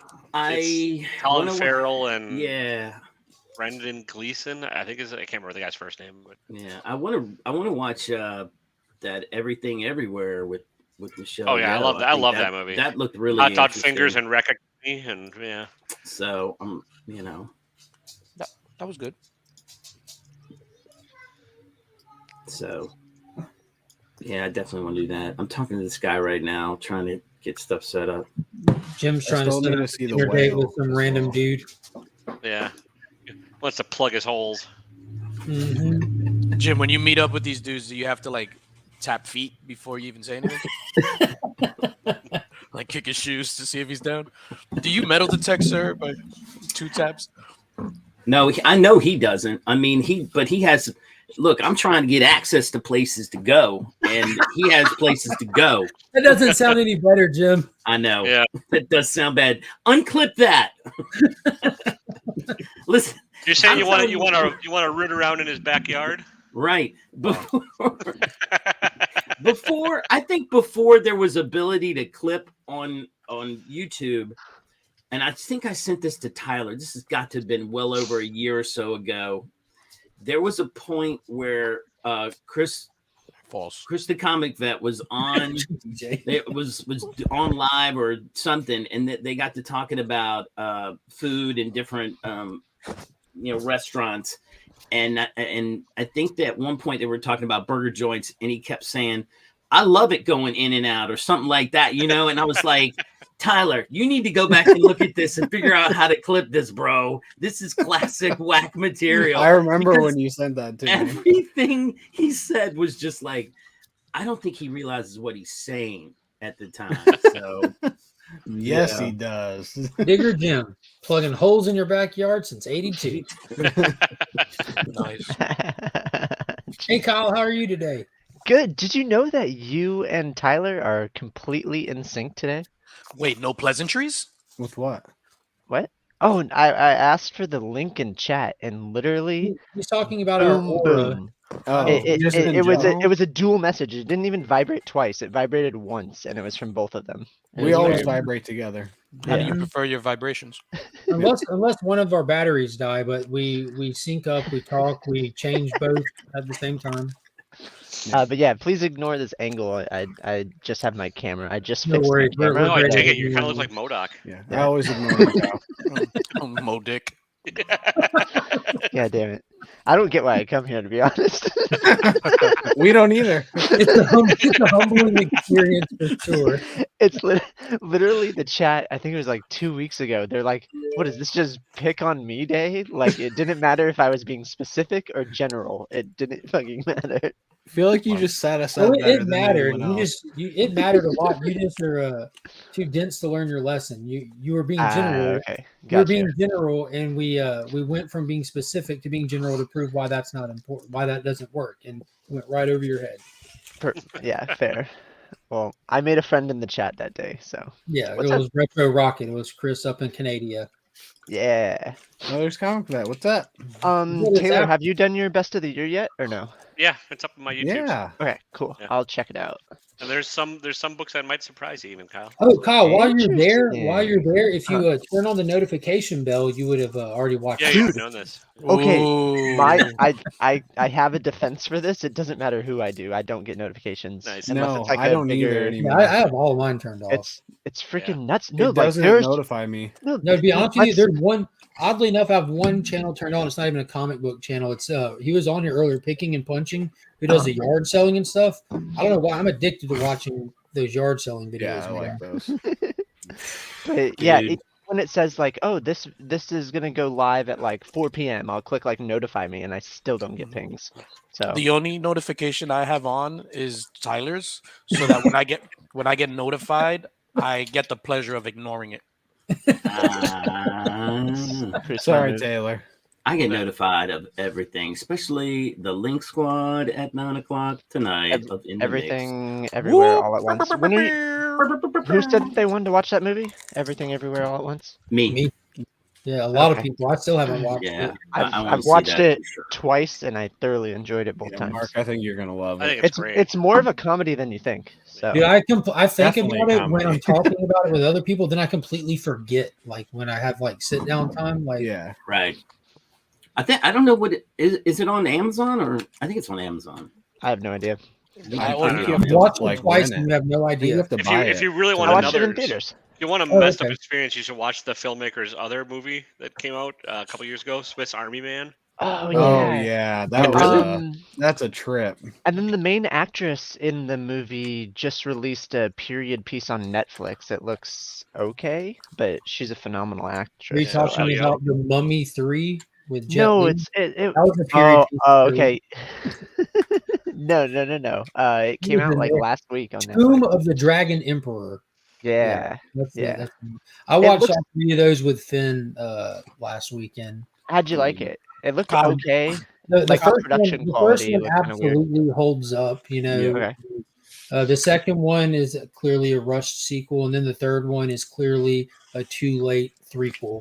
But the third one is still really fun because they got smart. They completely changed up. You know, it wasn't another Egyptian mummy. You know, and the Yeah. lore and everything makes it fun and interesting. Yeah, I enjoy There you this. go, Jim. It looked Yeah, like the budget was lower Nice. for it, but the costume director was still really on point. So Yeah, the third one was really fun, man. I liked it a lot. see, look at me be specific now. I Yeah, learned see the how helpful it is? You see how helpful it is?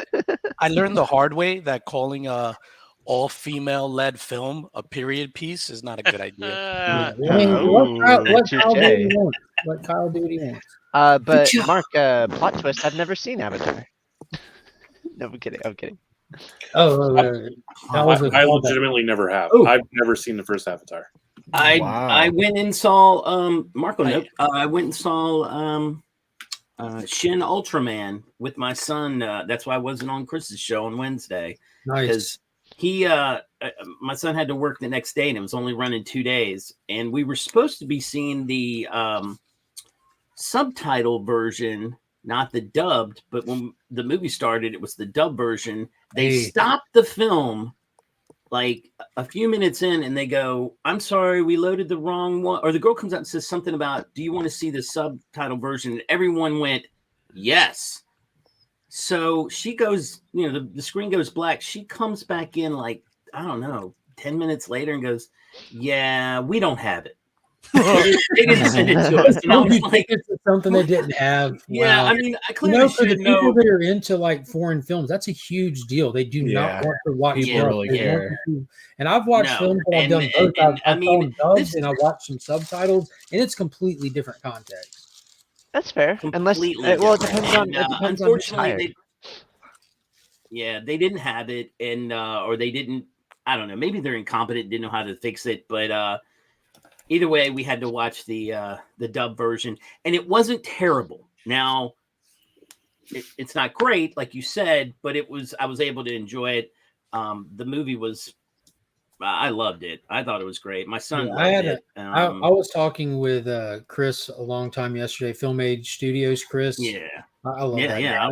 I was watching your back and forth. We it ended up going into the direct messages because when you tag somebody on Instagram, it goes on the post, but it also goes to their DM. So we just intentionally ended up just talking in the DM. Like I like talking out in the chats because it gives other people a chance to chime in. But I was messing with him like heavily. You know what I mean? Like it was clearly a joke from the start where I'm like, you lost me with Woody, and he tried to explain to me what Toy Story was. Like I had no clue, and then I simply responded with, "Our age difference is hindering our bickering, and I don't like it." You know, but I finally now he's thinking he's like way older than you or something. I'm like, dude, like this guy mean? I'm like, dude, I'm clearly familiar with Ultraman. I was raised on it, and to be honest with you, Finn has watched more Ultraman than me and you combined because Pops has taken Finn through all the Ultraman stuff, even the Netflix newer stuff. But Finn can run around with you on Ultraman even. But he loves that stuff. He was he was watching Gamera last night on Tubi. That's what he watched for 3 hours in the evening last night. Yeah. I prefer just going back to the dub conversation. I prefer dubs, but dubs that have actually absolutely nothing to do with the actual movie.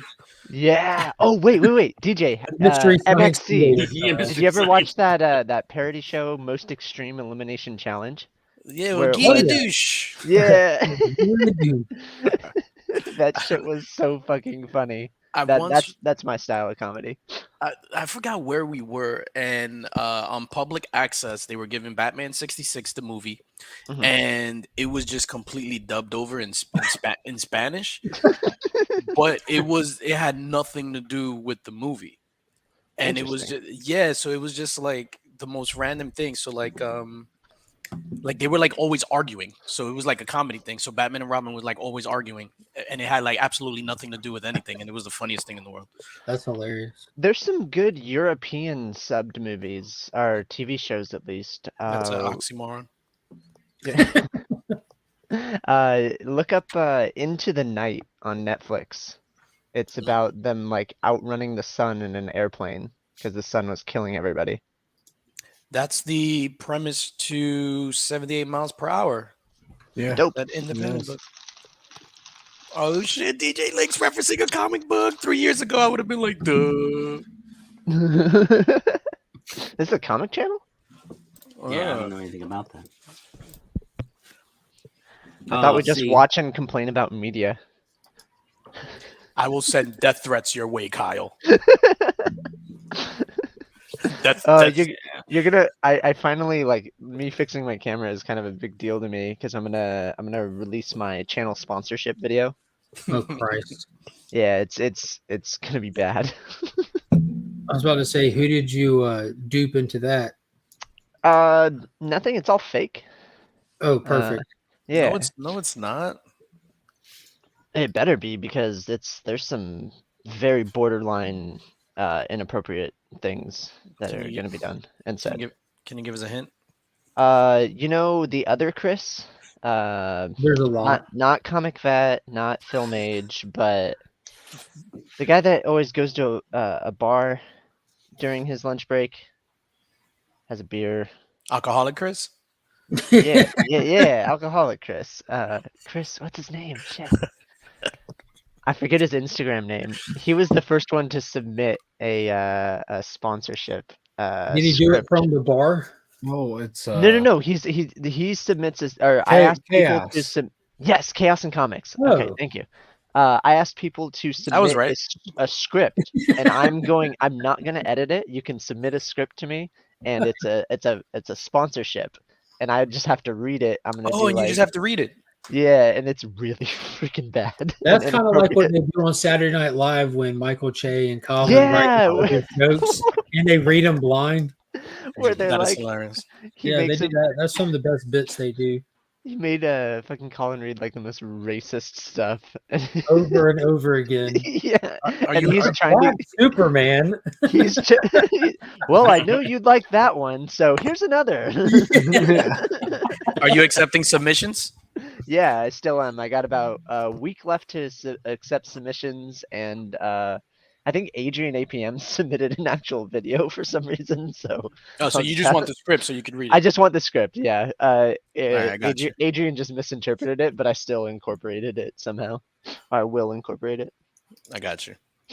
But yeah, have free will. Yeah, I don't. There's no real restrictions. All right, we hit the 3-hour mark here, so I'm gonna hop off for the day and get to doing some stuff because I'm not off this weekend and all that good stuff. Tyler, you got the controls if you want to. I think we should just end it then because I'm gonna get off soon. So why not now? Yeah, good 3 hours is a good morning. I just didn't want to like kick everyone off if y'all weren't ready to go off, but myself got stuff to do, so that's a wrap. I appreciate everybody hopping on. Be sure to check out In the Mix tonight with DJ Links. No, it's not with DJ Links anymore. Featuring DJ Links. Featuring DJ Links. And we're gonna go ahead. Dum ba dum ba dum ba dum ba dum ba dum ba dum. I guess. I don't know what they're doing. Why did I get muted? We just assumed it was you. Yeah. It was me. I think it's this guy right here.